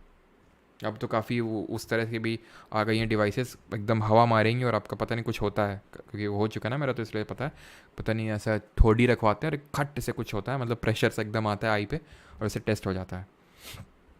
चलिए अगला है क्वेश्चन 6 नंबर। लेकिन मेरा तो खैर ऑप्टिक नर्व्स डैमेज नहीं हुई थी, ठीक है। तो ऐसा मुझे, लेकिन मेरे साथ ये हुआ था कि भाई वो रेनबो बनने लगा था, रेनबो बहुत ज़्यादा, और मुझे काफ़ी ज़्यादा डर लगा था, क्योंकि जब मैंने देखा था कि क्या होता है डिजीज़, था मुझे ग्लाकोमा के बारे में एक्चुअल पता चला था। और मुझे ये था कि भाई अब तो गया मैं, क्योंकि गया का मतलब ये है कि भाई वो क्योरेबल नहीं है, किसका कोई इलाज नहीं है, वो धीरे धीरे धीरे शादी कर लो ठीक हो जाएगा, अच्छा हाँ, हंस दे चेहरे का बंदा चलो, तो यहाँ पे अगर बात करें, ऐसा ना हो कि भाई ज़्यादा ही प्रेशर आ जाए फिर, तो है कि नहीं। हाँ बंदी, हाँ तुम्हारे कमेंट जो है वहीं इधर उधर घूमते हैं। हाँ, तुम लोगों के जो डाउट्स हैं, सोच तुम लोगों की वही है, और दोस्त देते हो हमको कि सर आप वही एग्जांपल देते हो, वही करते हो। अब यहाँ पे हमने क्या कुछ एग्जांपल दिया भाई, प्रेशर तो बहुत बहुत रीजंस की हो सकता है, which one is not inherited, ठीक है। तो बट ऑप्टिक्स ना डैमेज नहीं हुई थी fortunately. Among the following disease which on the following is not inherited, inherited कौन सी नहीं है, यानी कि इसमें से कौन सी जेनेटिक नहीं है। डाउन सिंड्रोम है, मलेरिया नहीं है। अभी ये भी सीजल देख रहे हैं, टीयर 2 का ही क्वेश्चन है, एक मतलब एक ही शिफ्ट में हुआ था आपका सीजल टीयर 2, तो दो क्वेश्चन आए डिजीज चैप्टर से। Which is the most obvious symptom of infantile jaundice that usually appears between the 2nd and 4th day after birth. Jaundice 2nd या 4th डे में अपीयर होता है, मोस्ट ऑब्वियस सिम्टम। तो इसमें ये होता है कि आपको पता है जॉन्डिस में पीली पीली पड़ने लगती है skin, yellowish skin and whitish, जो आँख है वो वाइटिश वाइटिश टर्न होने लगती है, तो दैट इज़ इन्फेंटाइल जॉन्डिस बोलते हैं। छोटे बच्चों को हो सकता है कि आपने भी कभी सुना हो कि छोटा बच्चा है उसको जॉन्डिस हो गया, तो डॉक्टर ने अभी जच्चा बच्चा को रिलीज़ नहीं किया है, वो अभी उसी में रखेंगे वार्ड में, है ना। Lack of functional small intestine can cause a malabsorption disorder leading to diarrhoea, malnutrition, weight loss etcetera. This बस ये पता है मुझे क्यों आई, इसको हम कुछ और पढ़ा करते थे। This particular condition is known as Down syndrome, short bowel syndrome, hypoglycaemia या फिर हाइपरग्लाइसीमिया।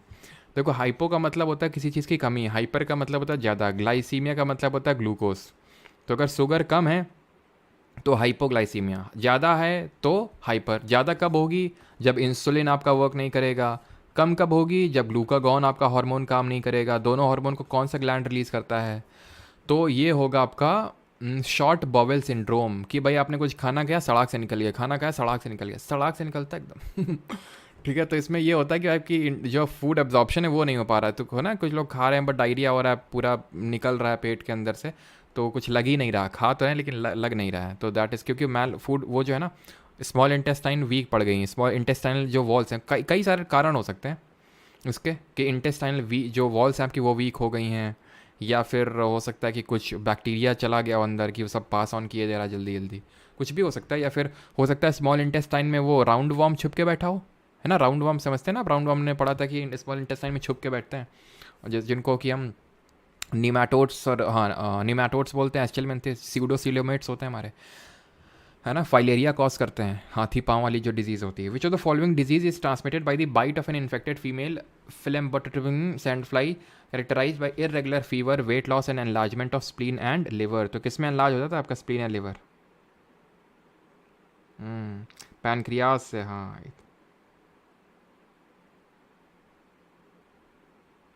तो प्लीज़ फास्ट कराओ, थोड़ा सा तेज हो जाए तो स्लो कराओ, थोड़ा सा धीमे हो जाए तो फास्ट कराओ, आदमी को चैन से सांस मत लेने दो बस, हैं।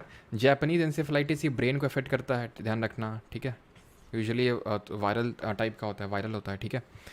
एंड सैंड फ्लाई, तो सेसे फ्लाई, ट्रिपानोसोमा और स्लीपिंग सिकनेस, और लेशमैनिया प्रोटोजोआ किसके असर किसको करता है? ये किस बीमारी की बात हो रही? काला आजार, जिसमें कि एनलार्ज हो रहा था स्प्लीन, याद आ रहा है आपको, जिसको कि ब्लैक फीवर के नाम से जानते हैं, ठीक है। और डायरिया किस तरह का बीमारी होता है?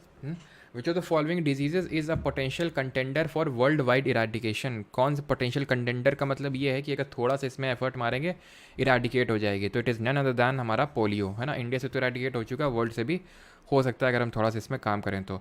An excessive amount of cadmium in the human body causes, तो अगर कैडमियम बहुत ज़्यादा हो जाए तो कौन सी डिजीज़ हो जाएगी? मिनीमाटा नहीं, मिनीमाटा किसकी वजह से होती है बताना चाहेंगे? अनीमिया तो आयरन की वजह से होती है। इटाई डिजीज़ होगी, और मिनीमाटा होती है मरकरी की वजह से। इटाई ऐसे ब्लू बेबी सिंड्रोम होता है एक, ब्लू बेबी सिंड्रोम, ये किसकी वजह से होता है? ये जो आपका नाइट्रेट आयन अगर चला गया ज़्यादा अंदर तो उसकी वजह से ब्लू बेबी सिंड्रोम होता है। मिनीमाटा एक कन्वेंशन भी हुआ था, मिनीमाटा जगह का नाम है जापान में, तो वहाँ पे ज़्यादा ये फैली थी डिजीज़, तो उसी के नाम से पड़ गई थी डिजीज़ का नाम। Which type of surveillance is specially aimed at identifying missing cases of disease? किस प्रकार की निगरानी का उद्देश्य विशेष रूप से बीमारी के लापता मामलों की पहचान करने के लिए लगाया जाता है? Overt surveillance, passive surveillance, active, या फिर सेंटिनल सर्विलेंस? तो क्या बोलते हैं? हुँ? तो which is specially aimed at identify missing cases of, इसको बोलते हैं सेंटिनल सर्विलेंस, ठीक है, प्रहरी निगरानी। Sleeping sickness is a vector borne disease, तो वेक्टर क्या होते हैं? वही पैथोजन जो मैं बोला था ना, उन्हीं को वेक्टर बोलते हैं, वेक्टर बोलते हैं, ठीक है। तो vector borne disease cause by the infection of which the microscopic parasite of the species. तो जितनी भी हमारी जो डिजीजेज होती हैं जो हमने आज पढ़ी वो वेक्टर्स या फिर पैथोजेंस की वजह से होती हैं। वाइटमिन्स वाले वो कल पढ़ेंगे हम, ठीक है। तो स्लीपिंग सिकनेस की अगर बात करें तो ट्रिपानोसोमा प्रोटोजोआ होगा, और सेसे फ्लाइज इसकी कैरियर होंगी। तो ऑप्शन नंबर ए यहाँ पे सही आंसर हो जाएगा। और एक चीज़ मैंने आपको नहीं बताई है, एंड दैट इज़, बताई तो थी लेकिन उसको लिखवाया नहीं है। एक्ने आपकी बैक्टीरियल डिजीज़ होती है, और स्टैफिलोकोकस बैक्टीरिया होता है इसके लिए रिस्पॉन्सिबल होता है। स्टैफिलोकोकस बैक्टीरिया इसके लिए रिस्पॉन्सिबल होता है मुहासे के लिए, एक्ने के लिए, ठीक है। 14th, which is an inherited blood disorder that affects the hemoglobin gene and results in an ineffective erythropoiesis? Inherited होता है, जेनेटिक होता है, ब्लड डिसऑर्डर होता है। क्या मैंने आपको बताया था? थैलीसीमिया बताया था ना, ऑप्शन नंबर बी, जो ब्लड को अफेक्ट करता है। बी करो जल्दी से। अल्जाइमर, डिप्थीरिया, गोनोरिया और मम्स, जल्दी से करेंगे और आंसर करेंगे इसका। हाँ, चियान, रिजुल, पीयूई, मिरिंडा, मिश्रा, अंकिता, अनुपम, मानसी, राधे राधे, विवेक, सबका सही है।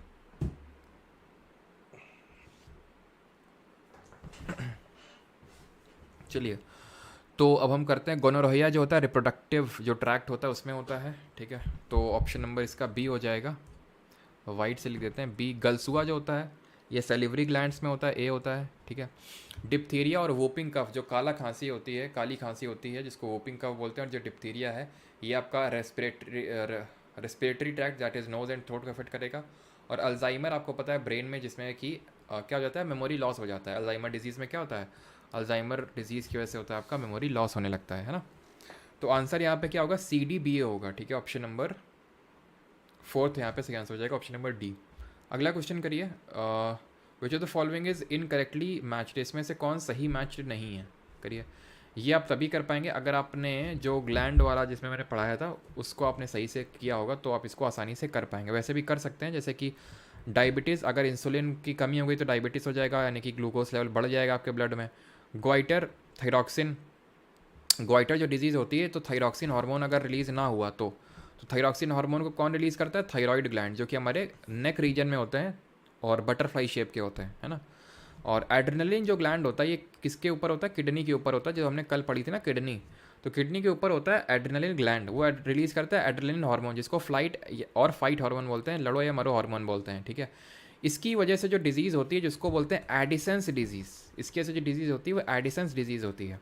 ये जो यहाँ लिखी हुई है एक्रोमेगली, ये जो पिट्यूटरी ग्लैंड जो हमारा ग्रोथ हार्मोन रिलीज़ करता है, अगर बहुत ज़्यादा रिलीज़ हो जाता है, याद आ रहा है खली और गली, तो खली में क्या हो गया, ग्रोथ हार्मोन बहुत ज़्यादा है खली में, तो अगर बहुत ज़्यादा हो जाते हैं जिसको कौन रिलीज़ करता है, पिट्यूटरी ग्लैंड।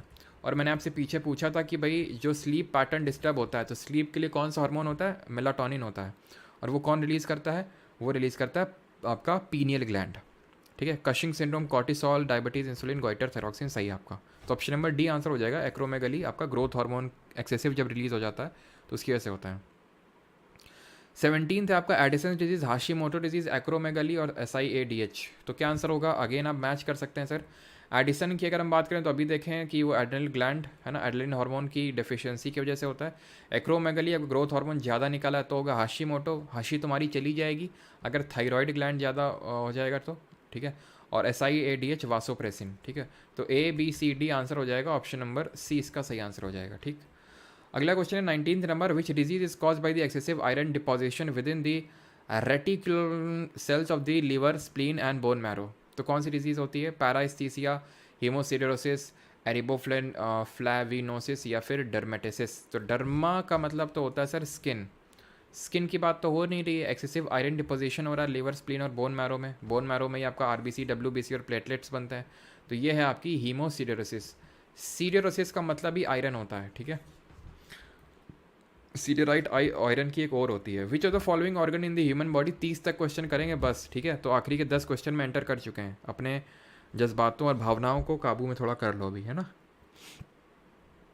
प्रगति, विकास, जेना, तरुण, सबका सही है।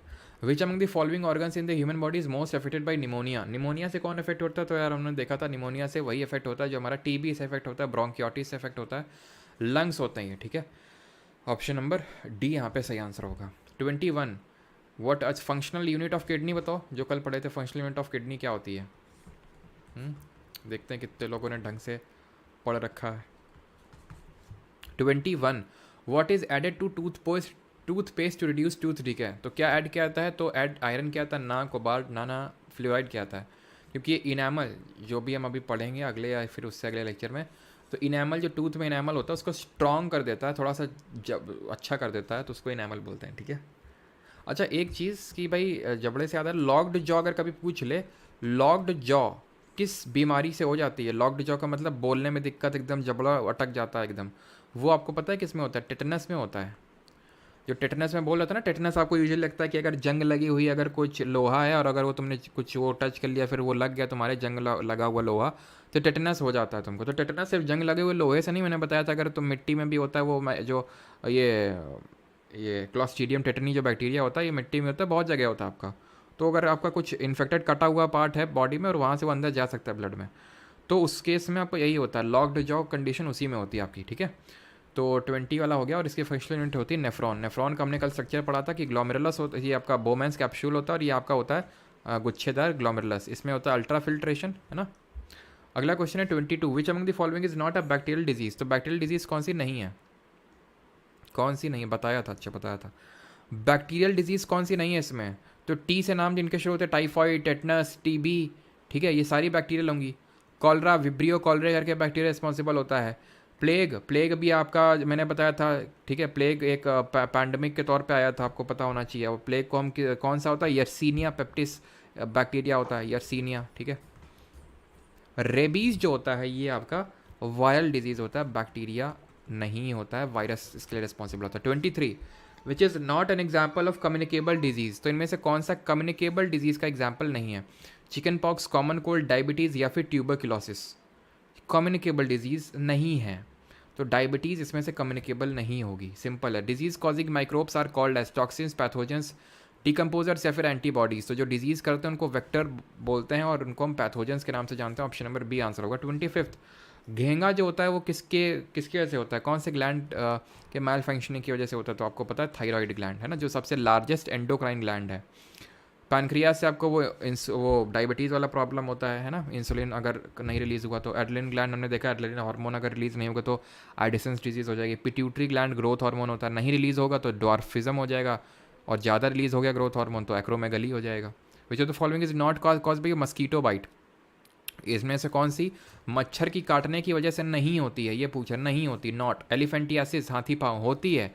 एलिफेंटियासिस पता है किसकी वजह से होती है? फाइलेरियल वॉर्म होता है, फाइलेरिया डिजीज़ होती है, उसमें हाथी पाँव हो जाता है। ये कौन होते हैं? मैं बार बार बता चुका हूँ, ये राउंड वॉर्म होते हैं, राउंड वॉर्म जो छोटी आंत में छिप के बैठ जाते हैं, इनको पेट के कीड़े बोला जाता है। ठीक है, इसी के खिलाफ फाइलेरिया उन्मूलन भारत सरकार ने चला रखा है, 2027 तक फाइलेरिया उन्मूलन करना है, मैं आखिरी बार बता रहा हूँ ये। ठीक है, और राउंड वॉर्म होते हैं, स्मॉल इंटेस्टाइन में छुप के बैठते हैं, और ये एक तरह के पैरासिटिक इन नेचर होते हैं। पैरासिटिक राउंड वॉर्म्स को हम निमाटोड या एस्चेलमेंथिस के नाम से जानते हैं, जो हमारे सीडोसिलोमेट होते हैं, इनमें फॉल्स सिलोम होता है, फॉल्स कैविटी होती है। पैरासिटिक इन नेचर इसलिए होते हैं बिकॉज ये होस्ट बना लेते हैं हमारी स्मॉल इंटेस्टाइन को, जिस तरह से वायरस होस्ट बनाता है एक सेल को किसी को। Dengue female Aedes aegypti, malaria female Anopheles. Hepatitis जो होता है ये आपका नहीं होता है मस्कीटो बाइट से। हेपेटाइटिस किसको इफेक्ट करता है जरा बताइए? सौम्य गुप्ता, साक्षी सिंह, शुक्ला बनर्जी, विशाल, लक्ष्मण, रमेश, सबका सही है। Chikungunya is an infection caused by, तो चिकनगुनिया किसकी वजह से होता है? तो चिकनगुनिया क्यूलेक्स की वजह से होता है, मैंसोनिया की वजह से होता है सर, हाँ वो भी करेंगे, एडीज उसकी वजह से होता है, या फिर आपका एनोफ्लीस। तो इसके लिए वही रिस्पॉन्सिबल होता है जो डेंगी के लिए होता है, that is Aedes aegypti mosquito. ये और ये भी वायरल ही होता है, ठीक है, ये भी वायरल होता है, Aedes aegypti. 28 which among the following is a bacterial disease, कौन सी बैक्टीरियल है? मलेरिया प्रोटोजोआ की वजह से होती है। लेप्रेसी जिसको कि कुष्ठ रोग बोलते हैं, तो ये अभी आपकी किसकी वजह से होती है? बैक्टीरिया की वजह से होता है। और जो आपका रेबीज़ होता है वो आपका वायरल डिजीज़ होता है। ऑप्शन नंबर ए यहाँ पे सही। बैक्टीरिया पूछा था ना, अच्छा बैक्टीरिया पूछा था, तो ऑप्शन नंबर बी आंसर हो जाएगा फिर। ये आपका वायरस की वजह से होता है, ये आपका प्रोटोजोआ की वजह से होता है, ये भी आपका वायरस की वजह से होता है। ठीक है, अगला है डिजीज़ और ड्यूरेशन, इसमें से कौन सा सही मैच्ड है, करेक्टली मैच्ड है? तो एक्यूट लॉन्ग ड्यूरेशन होती है, क्रॉनिक शॉर्ट ड्यूरेशन होती है, तो उल्टा लिख रखा है, एक्यूट शॉर्ट ड्यूरेशन होती है, क्रॉनिक लॉन्ग ड्यूरेशन होती है, तो neither one not two answer हो जाएगा। Dash diseases last only for shorter periods of time, बहुत ही छोटे पीरियड ऑफ टाइम के लिए रहती है, क्या बोलते हैं? एक्यूट बोलेंगे। विच of the following is cause by fungus, fungus में हमने क्या किया था? बरसा याद किया था, बार्डनेस, अस्थमा और रिंग वॉर्म और स्केबीज और एथलीट्स फुट। तो रिंग वॉर्म भी होता है, ट्यूबरक्लोस, ठीक है, तो रिंग वॉर्म ये आपका वायरल, ये आपका बैक्टीरियल और ये आपका बैक्टीरियल होता है ना। विच of the following is a viral disease, तो वायरल कौन सी? चिकन पॉक्स वायरल हो जाएगी, ठीक है। माइकोबैक्टीरियम ट्यूबरक्लोसिस बैक्टीरिया है। वोपिंग कफ जो काली खांसी है, बहुत खांसी आती है, बैक्टीरिया है। मलेरिया आपका प्रोटोजोआ है। चलिए सर ये जल्दी से आंसर करिए। सेक्शुअली ट्रांसमिटेड, 2 क्वेश्चन और करवाएंगे बस, 2 क्वेश्चन, 2 से ज़्यादा नहीं करवाएंगे, ठीक है, 2 से ज़्यादा नहीं करवाएंगे किसी भी हालत में। तो sexually transmitted diseases are infections transmitted from an infected person to an uninfected person through sexual contact, बिल्कुल बात सही। HIV यानी human immunodeficiency virus, human papilloma virus. Hepatitis B मैंने बताया था, हेपेटाइटिस ए जो है फूड के थ्रू फैलता है, हेपेटाइटिस बी सेक्शुअल कॉन्टैक्ट के थ्रू बॉडीली फ्लूइड से फैलता है, ब्लड हो गया, सीमेन हो गया, तो ये रिस्पॉन्सिबल होते हैं। STD के लिए दोनों ही आपके सही हैं, अगर हम देखें तो दोनों ही सही हैं। ऑप्शन नंबर सी यहाँ पे सही आंसर होगा, both A and B are correct. 34 ये प्लांट की डिजीज से क्वेश्चन बन गया है। सिट्रस कैंकर वायरल डिजीज है, rust of wheat fungal disease है। तो सही आंसर यहाँ पे क्या होगा? सही आंसर होगा यहाँ पे ऑप्शन नंबर सी, सॉरी ए होगा, क्योंकि दूसरी वाली सही है, ठीक है। सिट्रस कैंकर वायरस वायरल नहीं है, रस्ट ऑफ व्हीट आपका फंगल डिजीज़ है। फंगल डिजीज़ में अगर मैं और बात करूँ तो जैसे कि विल्ट होती है, विल्ट हो गया, ठीक है, एक ब्लाइट होता है, ब्लाइट, ठीक है, और एक होता है आपका रस्ट होता है, ठीक है। लिख क्यों नहीं रहा भाई ये? रस्ट होता है, ठीक है, ये आपकी होती है ये, ठीक है। एंड अगर बात करें वायरल कौन कौन सी होती हैं प्लांट्स में, वायरस की वजह से कौन कौन सी होती हैं, तो एक मोज़ैक डिजीज़ होती है प्लांट में, ठीक है। और होती तो बहुत सारी हैं, एक रिंग स्पॉट करके डिजीज़ होती है, रिंग स्पॉट, स्ट्रीक करके डिजीज़ होती है, तो ये सब होती हैं, ठीक है, क्लियर। और बैक्टीरिया की वजह से भी देख लेते हैं, बैक्टीरिया की वजह से कौन कौन सी होती हैं यार। बैक्टीरिया की वजह से भी इक्का दुक्का देख लेते हैं, जो इंपॉर्टेंट वाली हैं, वैसे उतनी ज़्यादा इंपॉर्टेंट होती नहीं है, ठीक है। स्कैब्स हो गई, ठीक है। और स्कैब्स के अलावा स्कैब्स के अलावा ये जो कैंकर होती है ये आपकी बैक्टीरियल हो जाएगी, ठीक है। ये जो कैंकर हो गई ये आपकी बैक्टीरियल हो जाएगी, ठीक है। तो दो आप याद कर सकते हैं। आगे बढ़ते हैं, आखिरी क्वेश्चन है, dash is a technique to in which cancer cells are damaged with the radiation while emitting the harm limiting the harm to nearby health issue. तो क्या बोलते हैं इसको? कीमोथेरेपी बोलते हैं। बाकी यार आप क्वेश्चंस करेंगे, ठीक है। चलिए, तो ये आपके लिए होमवर्क है जो आपको बैच में PDF अपलोड हो जाएगी। ऑलराइट, आज हमारे विलेज में फाइलेरिया का टेस्ट हो रहा है। अच्छा, टेस्ट किस तरह से हो रहा है नवदीप, बताओगे? दवाई ववाई भी खिलाई जा रही होंगी, है ना? सर जल्दी करो, मुझे इजराइल जाना है। तो निकलो, तुम रोका किसने हैं? चलो बताओ जल्दी से नवदीप, कैसे क्या टेस्ट हो रहा है? दवा ववाई खिलाई जा रही होंगी, है ना? आप लास्ट में कुछ टिप्स देने वाले थे यार, कल दें, भूख लगी है। कल दे दें क्या, बताओ? भूख लगी थी यार जोर की।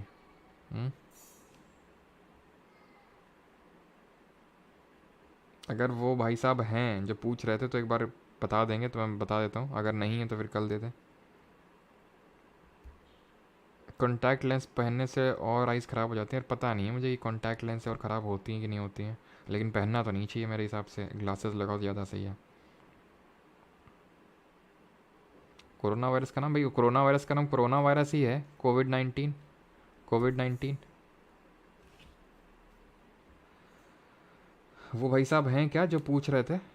सर बैच परचेज़ कैसे करें, प्लीज़ हेल्प, प्लीज़ बता दो। कैसे करें? एप्लीकेशन पे जाइए और वहाँ पे आपको कोर्सेज सेक्शन में SSC GK बैच 2.0 करके दिख जाएगा, SSC GK बैच 2.0, तो वहाँ से जाके आप बैच परचेज़ कर सकते हैं, परमार अकेडमी ऐप या फिर www.parmaracademy.in। सर मुझे था जॉन्डिस, मम्मी बताती हैं। अच्छा, बचपन में इन्फेंटाइल वाला है।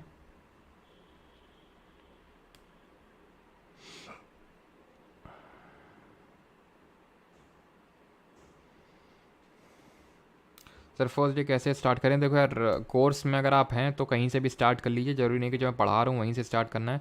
जो आपको अच्छा लग रहा है, polity, geography, history, physics, economics, जो अच्छा लगता है तुम्हें, या अगर तुम्हें लगा हमें पता नहीं क्या अच्छा लगता है, देख लो सबका एक एक दो लेक्चर उठा के देखो, जिसमें तुम्हारा मन रम जाए उससे वो उठा लो, तुम उससे स्टार्ट कर दो, क्योंकि वो जल्दी हो जाएगा, कॉन्फिडेंस बिल्ड करेगा, ठीक है।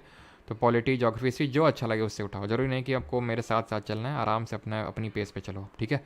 लेकिन इतना भी नहीं कि एकदम ही आराम आराम से, थोड़ा सा स्पीडीनेस भी होनी चाहिए। एंड और बाकी तो बस क्या ही कहने। आप ग्लासेस लगाते हो? हाँ लगाने पड़ते हैं यार, लगाते हैं ग्लासेस हम। चलो भाई, ब्लड टेस्ट सैंपल से हुआ? अच्छा, नवदीप ब्लड टेस्ट ले रहे हैं, अच्छा। रजत कंबोज जी, क्या गाइडेंस लेना बताइए। CPU अपडेट कल भैया, संडे को, परसों है ना संडे, तो कल परसों बताएंगे कायदे से, एकदम नहा धो के आना मस्त एकदम, ठीक है, परसों बताएंगे। बायो कब ख़त्म होगा? 2 लेक्चर और बचे, मंडे ट्यूसडे ख़त्म, फिर केमिस्ट्री स्टार्ट करेंगे, है ना।